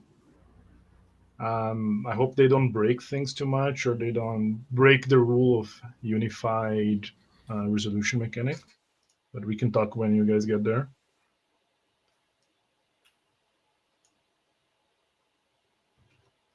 And I think they are especially would be good to talk as a group for them, because I think the GM or the narrator should just know what you have, so there's no confusion during the game. Hmm.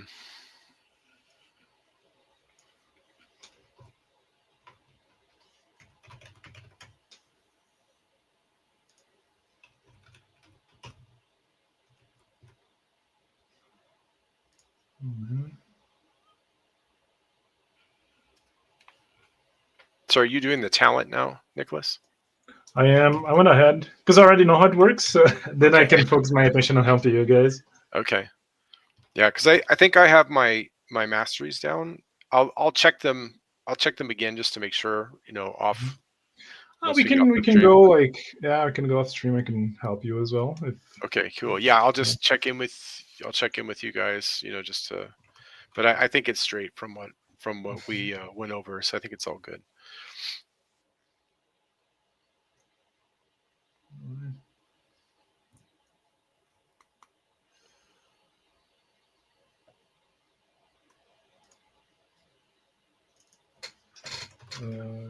So the way talents work, you get two as a starter character, straight up. That's what I was thinking of.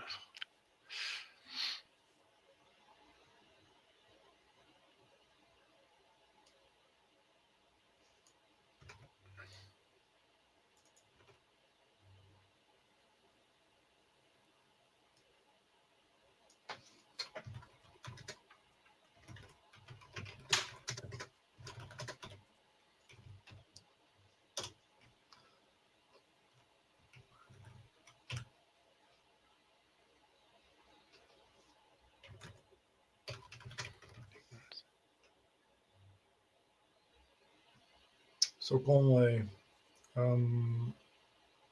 because you're gonna run the game, my talents, and this is something that because some talents they're very arbitrary. Like you get a free extra action when X, so I think those should be aligned with the narrator. Like again, I know we're not redditors here, but just to align stuff. I went with extra action for my guy for firearm when I chew tobacco.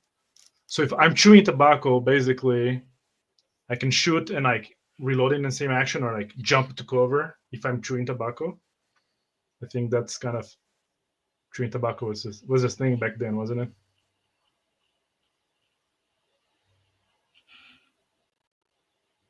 I think it's later, isn't it? Was it? I can change. But I mean, it's fantasy, so. Oh, actually, I'm gonna change. Brand. When I pray, I think that's cooler. There you go. Yeah.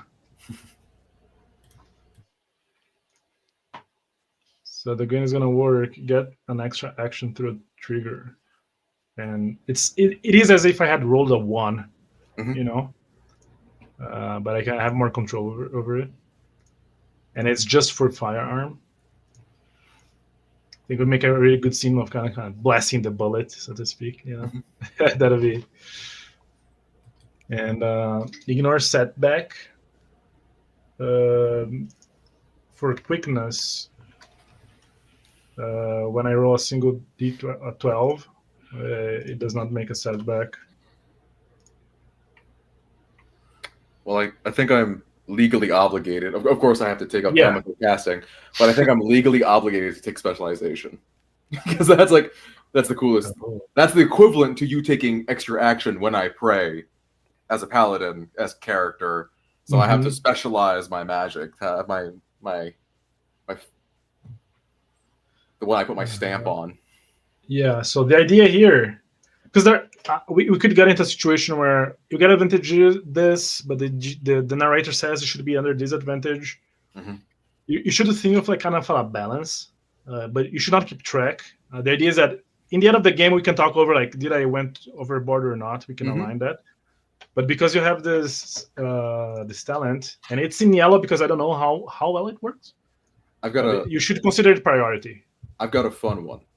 But this is priority though. Like, you should always feel very comfortable in just always giving yourself advantage for that one specific thing. So the one I'm thinking that this is kind of like a hurdle. You know, it's going to make it hard for me to tap into it. But I like the idea of gaining advantage on because I give myself persuasion when I am magically, pushing my voice. So if I am magically ordering people, and I've already done the hurdle of using the magic, then in that instance, that is when I have, and then I roll persuasion. In that instance, when I'm trying to convince someone, and I'm currently manipulating my voice through my magic. It's like Bene Gesserit, the voice. Yeah. Like subliminally. That's cool. And what are you? Maybe I should change that to intimidation then. Could be. I mean, what about you, kid? Well, I was looking at all in, and I was thinking about applying that to mastery for the sword mastery for my character. And it sounds like you want some kind of an explanation for that, right? Like this would be, it's supposed to have a descriptive element, if I'm not mistaken. Am I right about that? Sorry, for ingenuity or? In this case, I'm talking about all in. Oh, all in. Yeah. So once per scene, double TN mastery for a single test. So yeah, the idea is that like you are exhausting yourself to make sure you do that one thing you want to do. Okay. But you need to, but it is linked to a mastery. You can like get 2 all-ins for 2 different masteries. Okay. If you want, but then you burn all your initial talents. Okay, yeah. So if I were to take all in for sword, for instance, there's it would be in role playing it that I would describe why it happens, or do we not even do that and we just say, oh yeah, it's all player facing. We don't need to know you're using your talent. Okay. You can't like you can if you want, but if it's something that for example here you can just say like this is actually not very 4D of me. I probably need to change that. But you don't really need to say it because all roles are player facing. Yeah. Like we don't need to know if you're, Okay. Yeah, like it's good to like tell us like when you're kind of vibing with it. I think for like specialization, now that we've shared my prerequisite, in the instance that I'm, I neglect it because that's often what I do. I'll just kind of forget I have the ability after the game and be like, you were yelling at him. in your voice. Why didn't you, what happened? yeah. You didn't roll with 3 dice. Okay, cool. Okay, now I understand. Yeah. So Oh, okay. So I've gone in and done the classical blunder where now I'm hyper invested into this because I think there's a really cool setting to be explored. Yeah, man. Being passionate about stuff, man. Okay. So I think so just to kind of recap a bit, I got extra action for firearm when I pray. I might change. I don't know if I like firearm actually. I don't think it. I think. Oh, this is a blind one. I think I'm gonna change. I think I'm gonna make it for quickness actually. So I got an extra action for quickness when I pray. So whenever I roll, it still follow the rules of the opportunity and setback. So I get this extra action after the guy reacts. So I cannot just ignore his given right of reacting, and ignore setback for quickness too. I think he's like very athletic guy. So if I roll a single d12 on my test, it does not generate setback, and this is probably the only one I kind of need to let the narrator know. So I'll make sure to, at least in the first few sessions, to make sure to say that I ignore setback. What about you two? What did you guys go with? I think I'll stay with the persuasion. Persuasion. If we're still talking about the talents, the persuasion specialization of when I'm magically enhanced. If my voice is magically enhanced, then that is when I benefit from the advantage. Because it's like I'm pumping myself up kind of thing. Like this is what I was made for. Quite literally. Yeah, and I have a name for the game now. What I is think the I'm going name? with Darkness over Adder Marsh. There we go. This is a killer name, huh? I like Adder Marsh as a name for a village in a marsh. Yeah. that's cool. It's a literal snake's den, Mm-hmm. So if that is done, then step 5 would be tools and wealth. So what you're gonna do, right? You're gonna roll a 3d6, or if you're a nobleborn, which I think in your case, Kate, you should do it. Okay. Roll a 3d12. Oh, 3d12. And that is your initial. You're gonna start the game with that much wealth. Remember that wealth is an abstraction of your purchase power. Okay. So your wealth could be representing like a piece of clothing that you're wearing, or a ring, or just coins, Okay. And you're not gonna spend this money to get your initial items, your tools, but this initial wealth will determine what and how much you can just get. So for example, I have an 11. So if I go to tools, how does it work? It works rather. So I have a total of half of 11 wealth. So we always round down, so I can have 5 initial tools of my choosing, as long as they do not cost more than 11. Does that make sense? So you can get half. What is the half for again? So how many items can you have in the beginning of the game as a starting character? Roll your wealth. Okay, so I got a 16 for my wealth.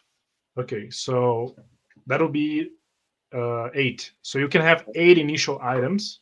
Okay. But you cannot get items that cost more than 16. Oh, I see. Okay, now I understand. Okay, Mhm. I misunderstood that And one. remember that tools like people and animals, they can be things too. So you can have like a servant. I guess you're going with the I'm the last born, Yeah, so I don't but want it to be too extravagant because Mhm. he's, he has maybe enough to get him doing what he's doing, but he shouldn't be, overly comfortable in his, in what he has. I'm thinking. So he's the fifth son, the fifth son. but so to go to the tools. And Blicknik, I do think you need to have some sort of focus, which could be your double as your shield thing. It doesn't need to be a staff or a wand. It can be components, and the way you can role play is that you eat them, or like you have this catheter that is just pumping you with magical components. You can kind of flavor it how you wish it to be. So see, I'm just on the edge of being able to afford an axe. In my case. Exactly.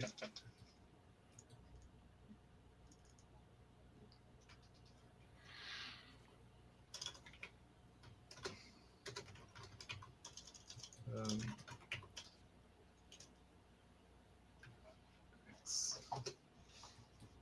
Yeah, that's the spooky thing with me. So I understand too. Um, oh no, never mind. I got that twisted. what do you mean? I just didn't. I just didn't read. I rolled Oh. 10 wealth, and I was like, well, I can't afford alchemical components. No, I can. It can be up to double, right? The cost of the individual Oh item. yeah. You get you get a free one step above. Gotcha. So in my case, I am within 1120. I could get something that costs 21, 2160. Yeah. but only one thing that is Gotcha. expensive. Gotcha. So I can afford my one expensive thing in Yeah. in the. So Cade really, he can have like I think a small entourage if you wanted to. Yeah, because it's 8 initial items, right? And none of those can be more expensive than 16, right? Or they Yeah. can't add up to more than 16. So you have 16. You could get something that is within 21 to 60, but just one thing. Oh, So you can make it be your armor. You can actually have like a Yeah. pretty good armor. I think you can have plate armor, I think which is very OP. yeah, I think number 2 would maybe make more sense that he's got like a breastplate and coif there. Oh, you can have actually because it's got 61. Oh I no, think no, I counter-measured it. yeah, Okay. the one below that. No, I meant the one below that. The Like a cuirass. cuirass and coif. I'm probably doing the same, to be honest. So like the game is very lethal, so it's probably pays off to, Yeah, because I was noticing you guys have like 8 body, and then attack is like a d6 plus 1 or something. Yeah. So you could die in a single hit. I got 10.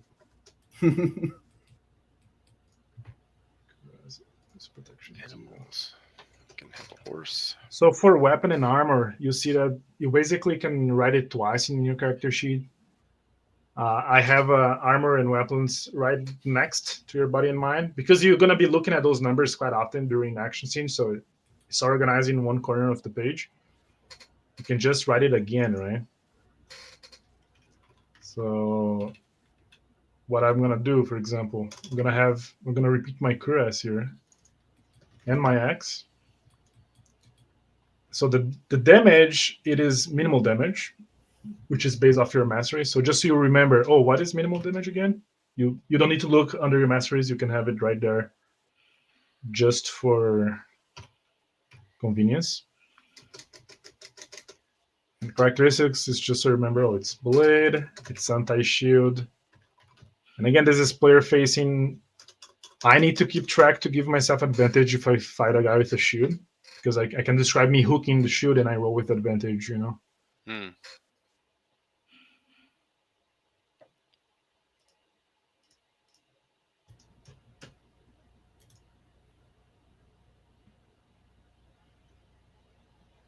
Okay, here you go.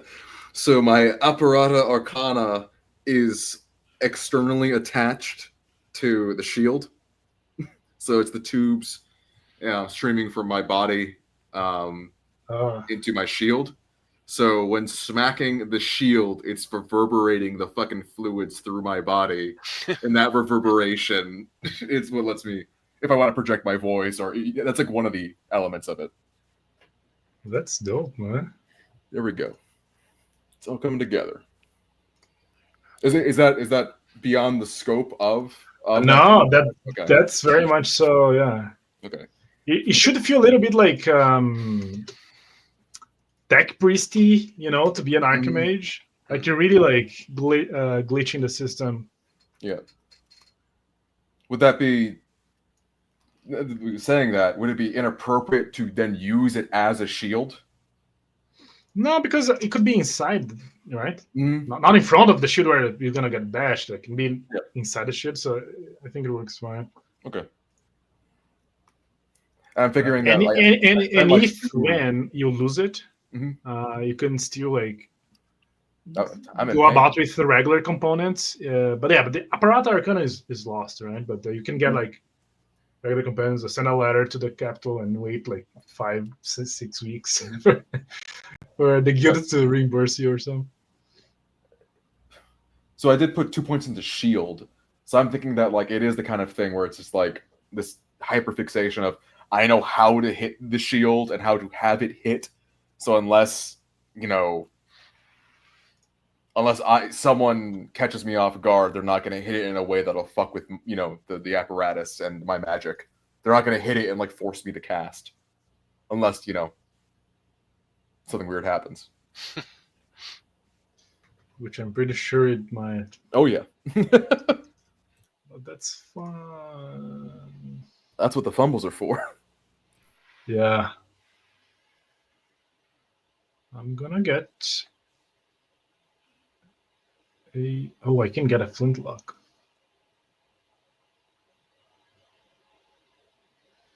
Okay, even though I'm good with firearms, I'm gonna start the game without one.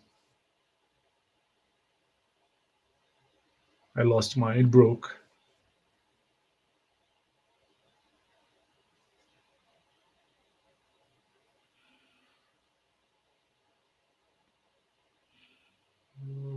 What else should I? And again, you don't need to be limited with the list. You can come up with something that is not here. That would work too. Just to confirm what you said earlier, but never mind. Second guessing. I was going to ask if the total amount of money or the value of the item has to add up to my total, but no, that's the limitation. Is that I can if I have 10 wealth, I can only have 5 items plus the bonus. Yeah. Mm-hmm. Oh, okay, Conway. Yes, I'm here. What if I have a hound? Oh, that'd be pretty cool. I think the idea of the Inquisitor with the hound is really, really evocative. Yeah. There is down here like a simple dog, I think. There isn't. They don't write it down. Really? That's they. What do you mean they? This is the one time you can't say that they didn't write it down. It's elves. What? The elves that he is writing this. Wait, what do you mean? You're the one writing it down, man. You said they didn't put it here. Really? Yeah. Okay, I'm sorry. I don't know what came over me. That's so weird. I remember putting down. Oh, okay. Here, this is why. Animals are generally capable. So if you look under the thing, wait, capable at what they do while more impressed one. So basically, a dog. Where's capable? Where did I run it down?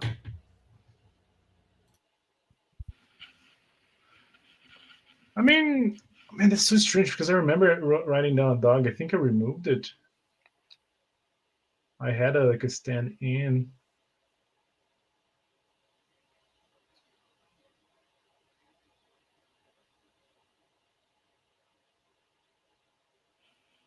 So if we do the hound, I'll be rolling.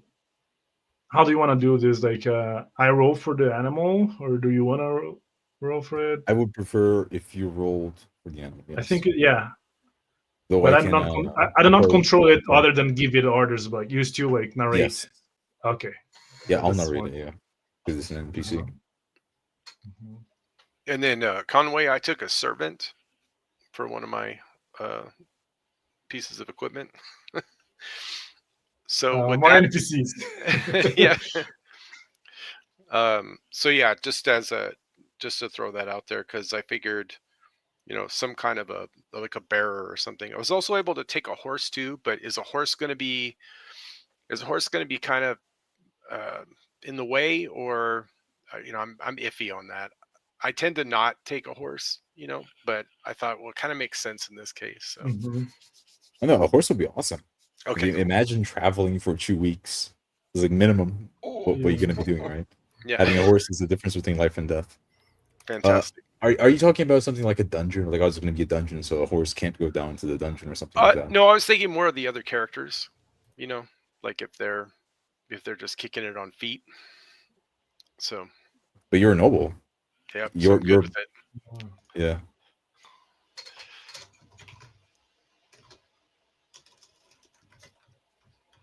I actually really like that. So you have a servant, a hound, a horse, like having all different kinds of animals. Well, it's called servants animals, but you know what I mean. His dad hooked him up and said, "All right, I'm done. Get out." No, your servant, let's give him like a simple name. Let's say like Stephen or whatever. He is a peasant, right?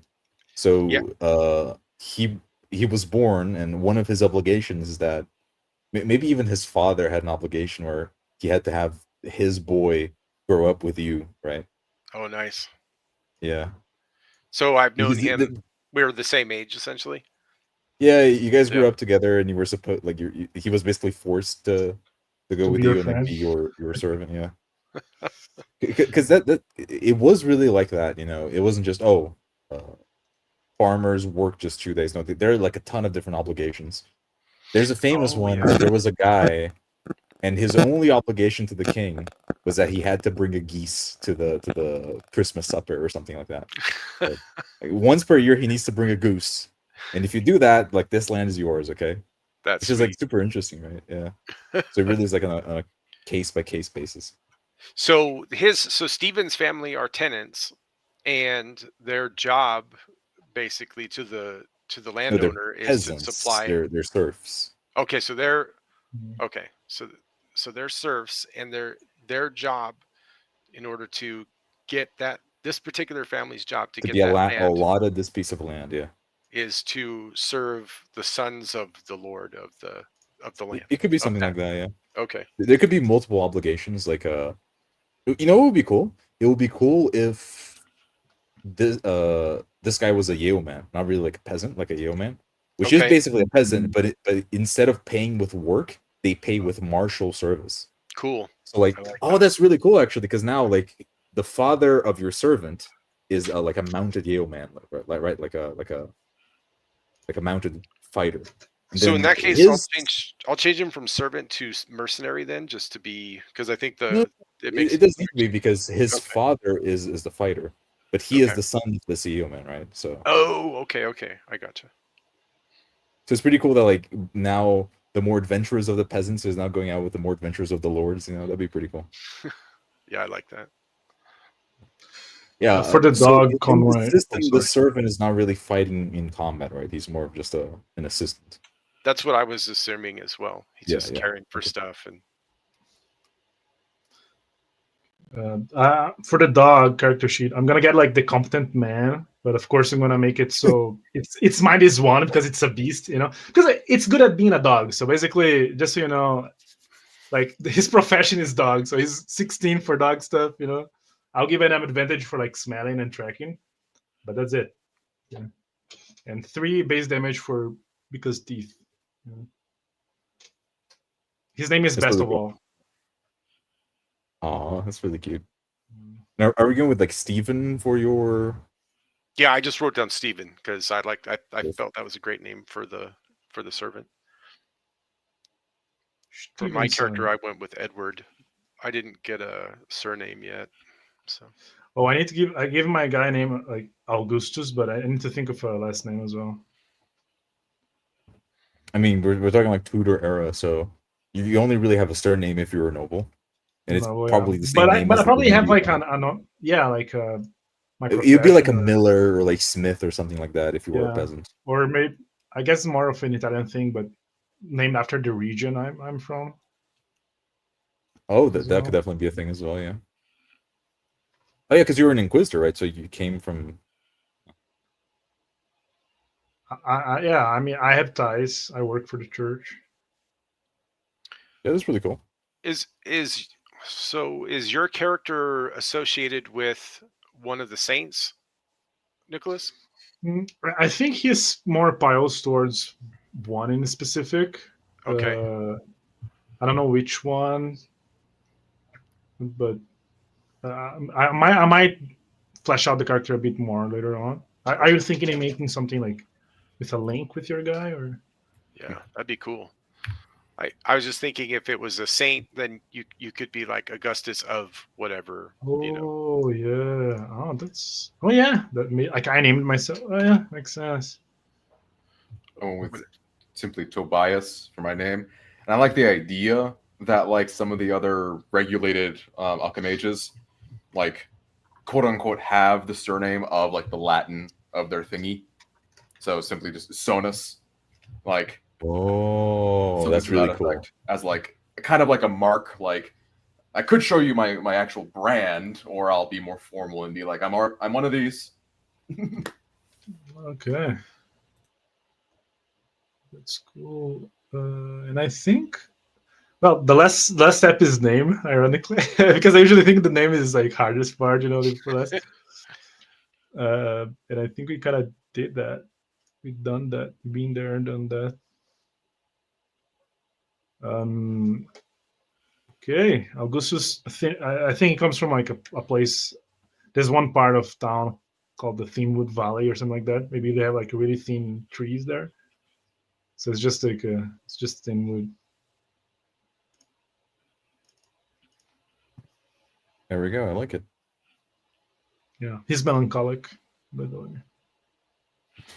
There's minor enemies and there's major enemies. The minor enemies, they just die after a hit, and the major enemies, they actually are tracked like like a PC. Is that the only difference? Yes. Okay. And minor, they do not react to. Like they're there if you really want to do like an epic thing, like blowing out hordes of things like. Oh, okay. I might they're like basic trash, like summon enemy, kind of deal, a spectral thing.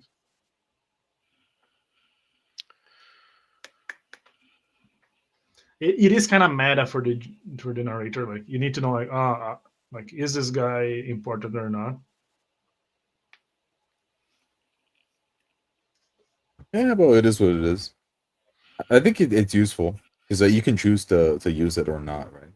Mm-hmm. Like we don't know. I mean, I guess if I hit the guy and he does not react and he dies, like, I mean, he was cannon fodder, But we don't know. All we know is like everybody is a real person. So characters. Sorry, go ahead. I think characters are done, right? Yeah. And I feel confident in running this. I believe that I went through everything again. Maybe we can go over some stuff real quick then, like combat. Let me zoom here. So every character will react when he's attacked or something. But here's how you do, right? We'll have one action per turn. You're moving is an action as long as it's considered like a long distance.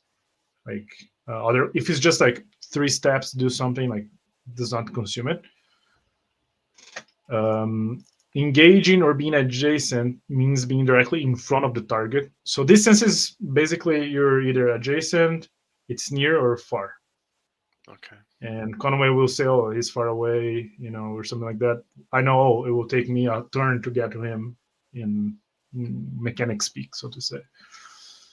If you're engaged, like you're locked into melee with the guy, you need to roll feet to kind of go away without being hit. The famous attack opportunity.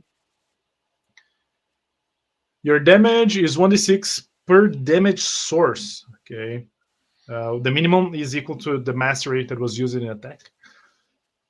You may choose to do less than the minimum. So the thing with source, right? I think that might actually affect your guy, Dom, because you can there's physical and elemental / magical. I give the example, like a dragon's breath will cause only one type of wound. It's just burning. But a flaming sword, you're like cutting the guy and applying burns. So you would roll 2 like a d6 for each source. So let's say the purple is the magic one, like it's 2 burning and 4 slashing. My armor will eat. Doesn't that make it way better? It is, because being hit with a magic sword is, It's badass. Well, what if it's like a poison weapon? Well, it's still like twice as good as normal weapon, right? That'd be elemental. Well, I wrote down for poison. So poison will not. Well, depends on the poison. If it's like one of those poisons, like the little frog guy, like you just die, right? But assuming not, I'll just get the trait poisoned, and that's a rule that I want to see with you guys down here with medicine and survival. So but yeah, actually poisoning your weapons is very nasty. So like, I'm just kind of thinking like. So with me, I'm assuming that with this magic, it's not like it's a concentrated effort. Like I can't just buff a sword with fire if I were a pyromancer or what have you. You could, but if it goes wrong, you'll melt the sword, and now the guy lost his sword. Okay. So the idea with that's something we need to talk. Like, yeah, the collateral effects of miscasting. Like, do you want to be with that, or do you want Conway to go with it? I would love to. I would love to be able to handle my miscasts, but I'm down for whatever. There is a little guide here. Well, this is a session 0 thing. I actually prefer players narrate successes and failures because you can put your character's notion in the success or the failure, right? Usually in the Crusade, players do successes and GMs do failures, but I'm not a big fan of that model because I can actually describe why my character missed the attack with the sword, right? Yeah. If I'm playing an overzealous character, I can say, I went to strike, but I tried to leverage my weight on the sword, and that caused the blow to glance off. So you can learn about my character with how I missed the attack, right? Absolutely. So we'll do players do successes and failures. So your character is entirely yours. Yeah, it's your burden alone, Sure. Yeah, I wasn't thinking for miscasts, but I'm down for doing magical and mundane. Because I absolutely agree. Like I don't want to. I would prefer if I'm doing the whole thing with slamming my shield and causing a magical vibration to go through my veins. Like let me describe what you see and me vomiting up blood because I fucked up and it went down the wrong tube. The blood is has bubbles because there's air. Like you're creating this. That's cool. Well, that's a big problem. Yeah. So the way you can go for miscast, usually the go-to is the opposite effect. Yeah. And if it's like the intended effect was too weird to come up with, then you can make something that feels related to that. Yeah. But the go-to is if I throw a thunder at the guy, the thunder instead goes on me instead. That's the go-to miscast kind of deal. Yeah, like I cause ambient vibe. This is like I think the sound is a very important thing to kind of discuss, like what we interpret that to mean. Because like my go-to, you and I being a pair at the start, or even with your servant, Cade, having it be like you have your sword out. I can't wield a sword, but I can affect your weapon. I can improve you. So like doing the cyberpunk, as seen in cyberpunk stuff, like causing the sword blade to vibrate at a extreme level, so it can bypass armor or whatever, or at least in this case magically do damage, or they can just magically be more lethal? Like, what is the line there of logic between like, what sound can do? I wrote down vibration too. Yeah, Okay. it's sounded vibration. Yeah. I think it makes sense that you could make your sword do that. Yeah. Okay. Like a miscast would be the sword, Shatters. like just Yeah. you know. If you don't want to just Or break shakes it, out. Yeah. Yeah, Yeah. twang, twang, twang, and break. Yeah. yeah. So is it kind of like basically magic is, you know, it's very powerful, but it also has that high risk, Mhm. right? Is that Mhm. kind of Yeah, it can miscast and yeah. I like the idea that's called lex talionis or something like that. Like it's an eye for an eye, you know. If you try to take someone's eye, then it takes Yeah. yours if you fail. That's cool. write that down. The pain thing, if you take more than 6 damage, you should instantly write down like a mental wound. Now, which mental wound? How do you take more than 6 damage at a time? Yeah, that's what Because I was it's a d6, but it's Because it explodes. the mastery. Oh. Oh, okay. okay. So you could die in a single hit. Like you could get like 3-6 in a row, and like, well, you got, you know, clapped in twain. That's why if you take more than 6. And some weapons like firearms, they explode. Like the explosives, they will explode on a 5, on a 3. And I think I can just go over that route. I'll write down a cheat sheet as well for everybody, just to have like the core I will information appreciate it. all in Yeah. one place. Yeah, I have one. I just have to update it. But if I take 6, well, greater than 6, so I take 7 damage and I don't die. Okay, basically I'm in extreme pain. I will go ahead and I give myself like, oh, I choose which one. Like, am I frightened? Am I hopeless? Am I stressed? Am I irritated? I'll just instantly give myself one of these as well. Oh, okay. Or if something that is just painful but doesn't necessarily hurt me, like a magic thing that just makes me feel pain, or like makes me think I'm feeling like extreme pain, I can go in and give myself a mental wound too, you know. So pain and works kind of like that. Or if you go under a surgery and, you know, the guy botches it, stuff like that. So on a critical, if you roll like 2 1s on your d12, right, which would be the best outcome possible, you eliminate the target's reaction, and you still get your extra action. So the first attack just bypasses the guy; he can do anything about it. But the following opportunity attack, he can react to that. Okay. Ranged weapons, there is kind of a aiming mechanic, aiming minigame. Basically, if the guy is far, you can choose to shoot without aiming. But if you take a turn to aim, you do not do it under disadvantage. So if I don't aim to something that is far, I will shoot under disadvantage, because, you know, I'm not really aiming kind of deal. There's an order of actions. I was just going to Sorry? add that like aiming outside of that doesn't exist. I can't like aim beforehand, get advantage for the next turn, right? It's only in the instance of far to eliminate that disadvantage. Yeah. If it's close, you can just, you know, no need to aim. Just an attack. So how the order, right? Basically, the attacker rolls the attribute plus mastery, so your attack. After that, the target will react. They choose to defend or dodge. This is wrong, okay? There's no counter attacking. And I need to update this. Right. Okay. Just decide if you're gonna dodge, because otherwise, you know, you can always. Oh, I know he failed. I'm gonna counter. No. So you can choose if you want to dodge or roll. That's after the guy already rolled. So if he fails, you don't do anything. You know, he failed. He was too slow or something like that. Then opportunities and setbacks, it's always after the original reaction. If that makes sense. So I attack the man, I pass, the man reacts. Then after I get my opportunity, and then I get to do my extra thing, you know. And opportunity actions are automatic success. So I don't need to roll for my opportunity, but the guy still reacts. So he has a chance to dodge like 2 blows in a sequence, you know. Okay. Wait. So if you roll like 2 1s to hit, right? You hit That's a the critical. first attack, but then you also hit the second attack without even needing to roll.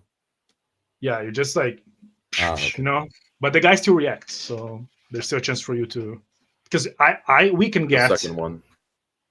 opportunity upon, yeah. So can you react to every attack that's incoming at you? Yes, Nicholas? Okay, so because it is very lethal. Yeah. You should have a chance to Yeah. not die. Yeah. just get smacked. Mhm. I just want to make sure I understood it. This is kind of, again, we'll see how this works out, but short, long weapons and shields, there's like kind of again, player facing. There's this web, this interlinked dynamic going on. So if you have a long weapon, you can attack from near, which is not being engaged. You can like keep a guy at bay, so you can attack and run without having to actually roll to get away. But if the guy engages with you and you have like this long spear, you start rolling at disadvantage. Unless you drop it and switch to something like appropriate for engaging face to face. Same thing with short and shield. If you have a shield, you just block under advantage. You ignore the big one because you want to roll low. So it'll be like that. Just makes it easier to block, but only block. Does that make sense? Absolutely. Then healing real quick. I think this is the part we should probably go on a bit. Okay. So healing is a bit annoying by design. The healer needs to target the wound or the trait specifically using some sort of tool, be it a remedy, bandage, whatever is appropriate for that kind of wound. So someone with lacerated 3 and battered 1, you need at least 4 successful medicine tests. You may make consecutive tests on the same type of wound as long as you follow the rules for consecutive attempts at a single test, which is basically you can keep trying until you fail. Does that make sense? Once you fail, that implies that it got to a point where we cannot work on that anymore, at least for today. Then healing the mind is much more player facing because it's just basically venting off. That's a way you can role play your guy as well. How does he calm himself, right? So is it reading, prayer, blessings, drugs, emotionally significant objects? Each can remove 1 mental wound, and they follow the rule till failure. So if you go to the first few pages, there's how till failure works. Basically, you can keep using until it fails, and once it fails for that day or what is appropriate to that, you cannot use it again. You exhausted the power of your lover's picture in one of those locks, kind of deal. Here are some suggestions for how would you treat different wounds, right? If I have a bunch of cuts, I'm gonna have to stitch the bandage, clean the wound, of course, kind of deal. There's some mechanics for infections, but I don't know if should we go over it now? I read it. Just seems fine to me. I don't think we need to go over it. Okay. Real quick, if you don't clean a wound or like at least bandage it with like a rag or something, there's a chance to infect overnight, but we can live with it. So magic healing, you're not a magic. I don't think we have to deal with that because you're not doing that. So if I can think of some schizophrenic justification for it, I'll bring it up before the game. Okay. I think you could maybe treat mind wounds with your magic. Kind of like what do they call those binaural beats? Yeah. Oh no. You can do that, man. Yeah. Calming frequencies. Maybe. Yeah. Grow I take a hit taller. off my vape. Yeah. And Lo-fi beam, so medieval, this is big. lo-fi medieval beats the vibe too. Exactly. Shred I loot. So booms are a big mechanic. So in your character sheet, you actually write it down. Let's say I'm like well rested, how does this work? So they are like an extra vigor, and that's how you get to survive as well. So when I take damage, I sacrifice that blessing, and the way it means is like, because I'm well rested, I just eat up like a punch, or I dodge the last minute. You don't need to necessarily take the damage, but because you were well rested, or because you ate very well the last night, you managed to dodge last minute, and I eliminated now because I sacrificed that to not take the source of damage. So going back to the magic sword thing, I can decide to resist the magic one or the laceration one. So I eliminate one source of damage through a boon. I need to ask this: what is the purpose of? I don't know. It's a bit confusing to me to have to take into account source of damage, because like, it's only other two. than the fiery sword, like, when does that even come into account? Right? Not much often. I'm gonna be honest with you. Yeah, That is just is a contingency for I want to do my magic sword. Is it really worth it to have like an extra rule that is only applied? I don't think it's ever going to be applied in this game. I don't know. Because now I'm worried about this damage source stuff. No, it's not really common. That's why it's only either normal or elemental. But it's probably not gonna come on about. Like acid is just acid, Yeah, exactly. Poison is just poison. Rarely will. It's just there in case, because that was something that when I was thinking of the game, I thought, oh, people might. There probably should be a rule for that, because especially with freeform magic, you can come up with crazy stuff. Because I was thinking that, and we'll rewind back to that. If I do the vibrato, the vibro sword kind of thing, and I do, buff up the sword, would that translate to you get the 1d6 normal for the sword, 1d6 for the magical vibrations? With that, I think so. So that might very well come up. So if that is a bit much, I can change it to being like armor ignoring, if that makes more sense. Or something. I'm not sure how we want to take care of that. Let's see how it works, because this is the purpose of a playtest. Let's see if it's too clunky or if it doesn't feel good. Because the way I'm thinking of it is that you have the physical, that's just the meat. You're hurting the person, but then you have the catch-all, anything to do with the magic. I could have 17 mages could buff one dude's sword, but it's still going to be 1d6 of magic, right? Yeah. Just sort of Tiamat deals like 1d6 fire, 1d6 frost, 1d6 acid. You just get the one. Exactly. Yeah. You got physical, and you got freaking elemental chaos. Like, we're not going to get into all the different types. Defeat. So if you reach not zero, right? But if I max out my wounds based on my body, so if I get I have 8. So if all of these add up to 8, and this is something that we can work out. But basically, you're out of action, but you can roll a single d12, and yes, it is swingy, just to see if you survive or not. Because again, the game is lethal. I wanted to give a chance to be the guy who survived a very brutal attack, but you don't have a leg now. So you decide if you want to retire your character or not. And you can just die. That's also time only to say final words.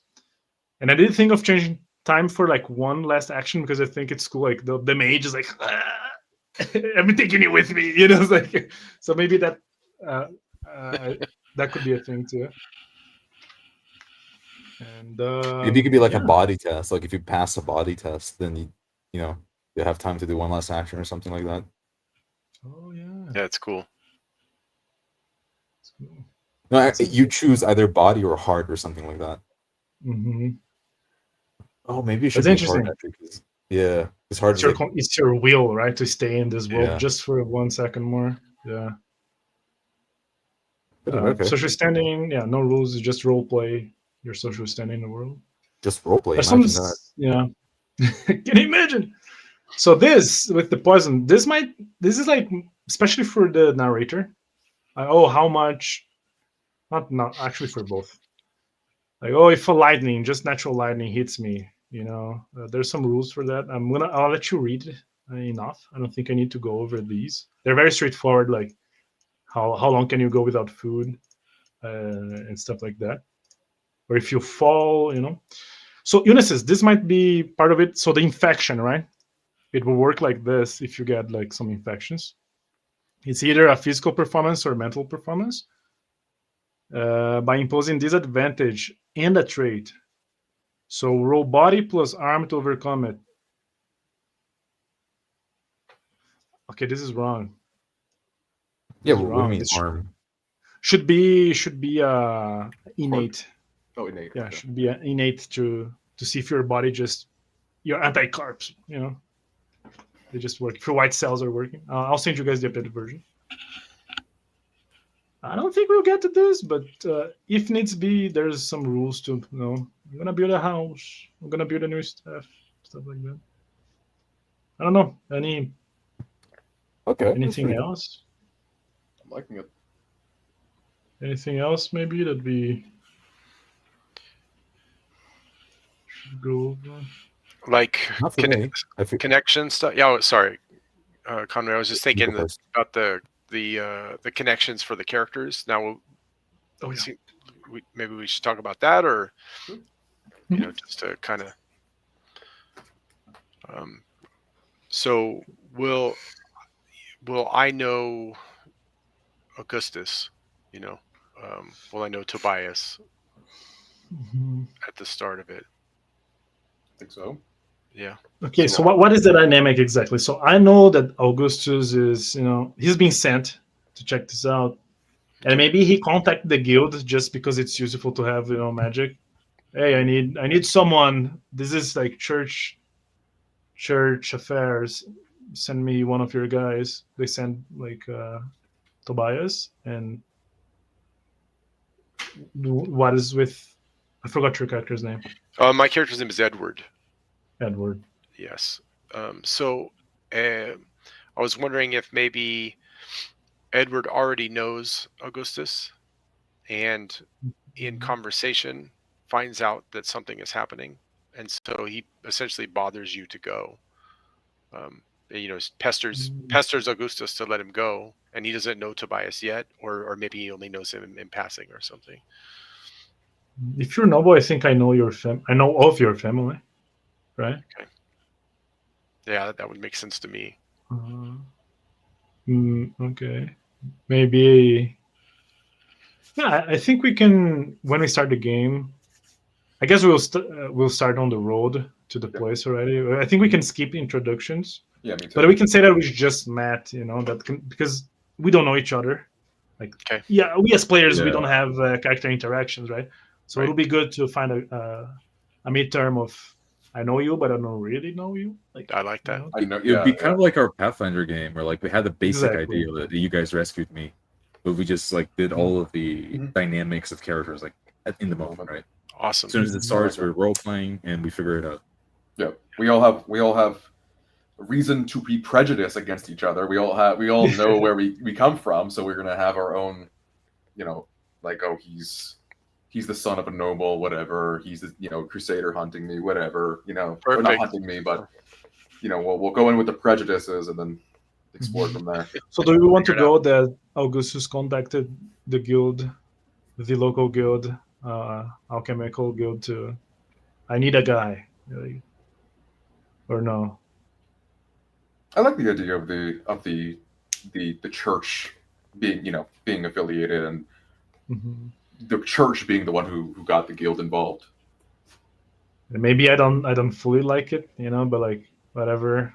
Yeah, if the church is managed, it gets things done. Because I have this kid to look over, and now I have to look over the the loose cannon. We let him out. Yeah. We keep him in the city for a reason.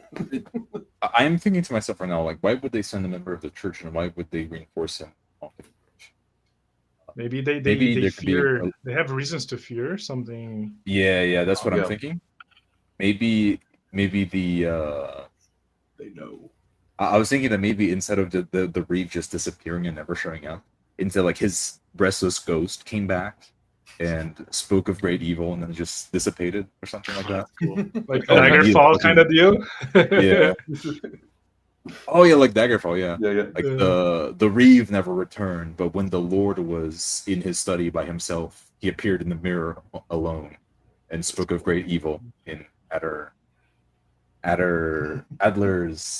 yeah. That's Had a fun. good name. I have to write it down. Addermarsh. That's fun, yeah. Oh, so you Crusaders can have your magical, your magic, like all these things, but we can't. You gotta watch us. I like it. Cool. That's cool. Yeah, that's good. And I'll probably ask a few questions in between, like coming up about just the mechanics as I'm going over that stuff again for you guys. And anything GM related, I can just ask Conway. So. And we're kind of leaving this game limited to this specific mission. Like the game, this group ends with that mission being resolved. Or we die. Maybe. Yeah. The group and the game would end with the mission being accomplished. Okay. So along as far as like 4Ding things, as far as like the various chantries of the Crusader, the Templars, and the mages, we can 4D that in. We can kind of like introduce things from the city because we're probably not going to really return. Oh yeah, you can 4D things. This is a 4D game after all. So if you want to say, "Oh, I am a journeyman with the guild," and we never established that, now that you say that, it's set in stone. Minor 4Ding as well is very welcome, helping to paint the scenario I'm passing. So if I describe something like a circle of stones haphazardly leaning against one another, you can then describe the moss. So you can describe like a skull, like watching it from the north or something. They should have sent Knight Donald and not you. Yeah. That's cool. That's cool. As for bigger 4D, like if you want to 4D like the whole location, like I'm gonna go to the farm I saw at the entrance of the village, right? I'm okay with that as well, but okay. I think that you should do that once you get a better feeling of the particular region you're going to. Don't just yeah. They had like a bunch of unicorns over there. That's just so fucking like what? Yeah. What are you talking about, Tobias? It was a weed. Was Nicholas pretending he didn't see it, like, or pretending it wasn't there? Or... That's cool. All right. Sounds great. I think that's it then. So we would play on the same time on the 10th. The 10th of October. We can make it spooky. We can theme it around it can be our October game, man. Yeah. What do you guys think? Sounds awesome. You need to 4D Demon Baby, I think. Oh yeah, that's the It's very similar to the setup of that game, isn't it? That Crispy did, the Demon Baby. Oh yeah, that's true. Oh, I forgot about that. So on a scale of 4D, it's like how much Driftwood, as opposed to Demon Baby, can be? Maybe we should have that scale, I think I'll roll with it, honestly. Whatever you say, I'll roll with it. That's one part I wrote down about introducing elements, like especially with the humors, because like maybe Conway, but like none of us study it, right? In medicine. So no. Yeah, so like I can just like the humors I wrote down a bit, like like melancholy is it's black bile. It's I think it was in the I forgot which organ they associated with it. Anyhow, but if you want to say it's the liver, we will go with it. We will pretend it. Yeah, it's the liver, man. Because black bile. So I think we will buy into each other's 4D. That is one thing I'd like to go back to real quick, just because from my side, the humor, I think that part I didn't actually do that part. So could we just cover that real quick again as to, is this just like a cue for us to kind of decide the basic personality of the character? or something that it's like a touchstone to hit on from time to time that kind of, this is kind of what I'm like? It's a little bit of both, I would Okay. say. It is to help you get in the mindset of the time as well. Oh, I'm not chaotic. I'm choleric. Yeah, and this is agreed upon in world, so people might comment on you claiming you in one way, kind of thing. Yeah, a physician will be like, "Oh, you have too much cholera." I'll give you this one thing, so you'll pee like all day, so you'll remove all that humor. You become more happy. That could be a thing. Oh, you kicked your dog today. It's time to let go of some blood, buddy. You're too choleric. Exactly. You're too angry. That's the hard mode if you're playing a magician, right? The theriomancy. So like if you're going to be manipulating all the humors, it's like, okay, study first, man. You gotta know what you're manipulating. Yeah, you definitely. But that's an interesting thing because there is psychomancy.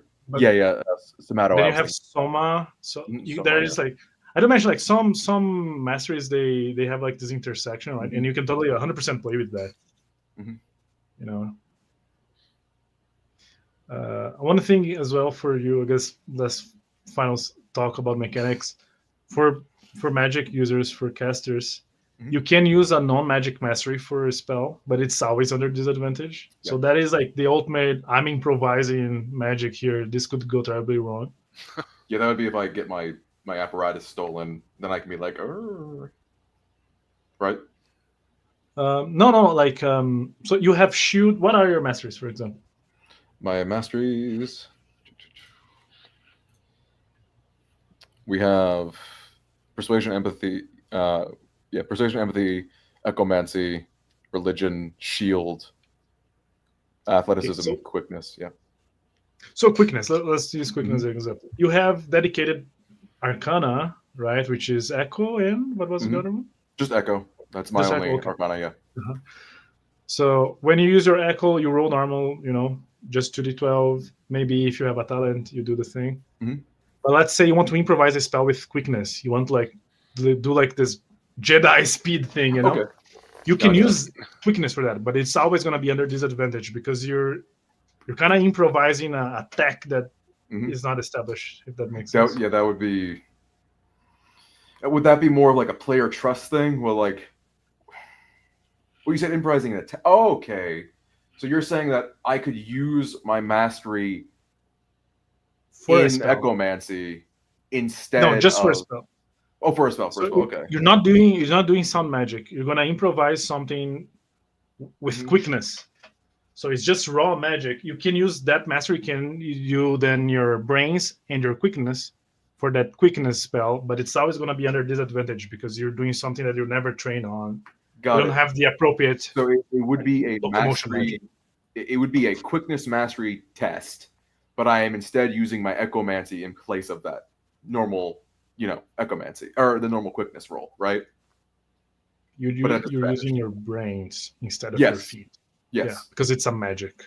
Yes. Okay. Got it.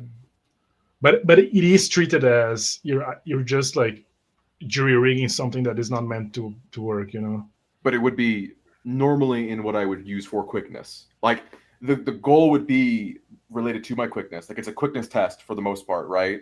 Like in world. But it's a magic. Right? It's a but magic. I'm cheating and I'm using my magic skills instead. No, you're actually doing magic as a character. Yes. But the actual solution would be the quickness result, if that makes sense. I think I understand it. I understand what you're getting at. Okay. We can talk over it later then to verify. There's this one page for magic. I think you out of maybe Conway, I'm sure we'll be dealing with some unnatural shenanigans, but there's this one operating magic that it is a cheat sheet for magic, basically. All you need to know, how much what is the reach? If I'm doing a transformation, how do I tackle transformation? So there's some parameters here for you to go off by. Like resisting a spell, right? Manipulation spells, physical or mental, may be resisted with a hard test. Anything else of natural nature, such as projectile, impact, pain, are resisted with arm. Like this is the guy reacting, right? Spell limitations like duration, like usually a spell that you make would last up to a day. Then there's a little asterisk here because you have the law of equilibrium exchange. You can sacrifice life to extend the duration. And that is very much a setting thing where there is like these farmers breeding lambs just so like the church can keep up rituals, or the guild can keep like extending this one protection spell like year after year, you know? Or you can sacrifice a human being too to make a spell last longer than it should. A scope just within, this is a typo, just within your mastery. So if you have echomancy, you can just do sound and vibration stuff. You cannot go over or that. If I want to do the buff, you know, like a magic armor, or you want to create like this vibration aura around someone to protect them, that'll be a boon. So that'll be a boon. I write down, it'll eat a wound for me. Very cool. And dissipates. Oh, so this explains. So it would be a new damage source according to the rules. Okay. Exactly. And school synergy is if you have more than one Arcana thing, like you can find like a cool hybrid thing. It's mostly flavoring. I wrote down some as an example, like Tempestomancy. You know, you're dealing with storms. You do storm magic, but that's because you have water, air, and electro magic. You know?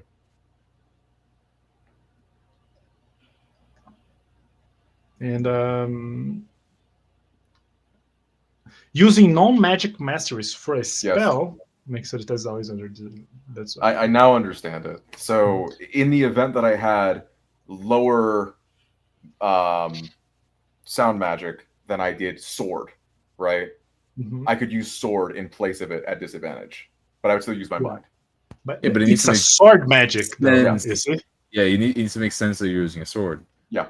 So you make a sword like comes out of the ground, you know. Maybe like, you're ritualistically like sacrificing someone as well, or some effect, right? Something like that. Yeah, or creating a sword of sound. That sounds really cool, actually. Like just this like it's like kind of a like, cool. The visual. You're improvising, but you're limited not only to your spell type, so sound, but now I am limited to the concept of a sword. I can't exactly. Yeah. I would like you to play with these two as well, like gestures, words, and ingredients. If you're doing an ingredient thing, and especially this last one, like because Conway kind of needs to know what you're doing to the guy to describe what happens to the guy, you know. So you describe like the effect of the spell, but I think it's cooler if you do the optional thing to speak in character the effect of the spell. Like you kind of yell what is going to happen, like almost like as if cursing the guy, you know, like the columns of fire cage thee, you know. So he's making like a eardrum rupture. Yeah, and I think that's a very evocative, you know, of like casting a curse. You're saying like what will happen with you, and that is both the in character say and explaining the mechanical effects of the spell. Now, if I could speak Portuguese here, that would be. The thing is, Portuguese fucking sounds like Latin when you're casting spells. Castrate. But all right. So what's really cool about this is like trying to make it come like in character, right? So you're not saying, "Oh, I cast a fireball." No, I create a mote of flame, and I begin to nurture it with tendrils of magic, and I cast it forth for it to explode. Right? That would be like a way to throw fireball in character. Yeah. So that's really cool. Or you can just yell like, you know, the power of sun in my hands. You know, like I don't know. I'm gonna have to meditate on how to make sound sexy, like how to describe sound, but I'm looking forward to it. Absolutely. Yeah, especially for characters who are from a non-technological time. I mean, because that's going to be a whole different frame of reference for sound for them. I'm sure they had the concept of vibration. Maybe they're just not as refined as you have today. Yeah, the waves of God. Yeah, we just hear so things one thing that one thing that would be anachronistic is if Dom says, "Oh, I want to make a piece of leather vibrate in a way that creates sound like someone's talking or singing." Right. That's basically what Yeah. a headset is. That's what you're wearing. It's like a little thing that vibrates and creates sound for you, right? That would be anachronistic, but yeah. Oh, you know what would be cool? Again, I don't want to come up with stuff for your character, but like you have charms with like ear bones, you know, like little, because they got a bunch, right? You have rings with ear bone. You could have a lot of flavor in there. I think that's pretty cool. Yeah, that's pretty cool. One thing I should say though, because I said that you guys will be describing failures and successes. I'm not sure if Kate or Dom played like this before. This is something I told Nicholas as well when we first played. Sometimes it's just natural for the GM to step in, and the DM will. A good example is perception, right? So say, "Oh, I look out towards the horizon to see what can be seen," and you roll success.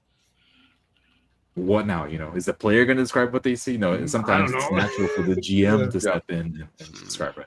It's all but vibes. when this comes up, it'll be natural, like I said. So I think I wrote down something about that. I like it. About like, I think the way I'm thinking of it is that because the only thing I've ran so far has been the common enemy thing, and we determined after session 1, we realized that there are no failures in that game. It's a completely contested game, so there's only successes.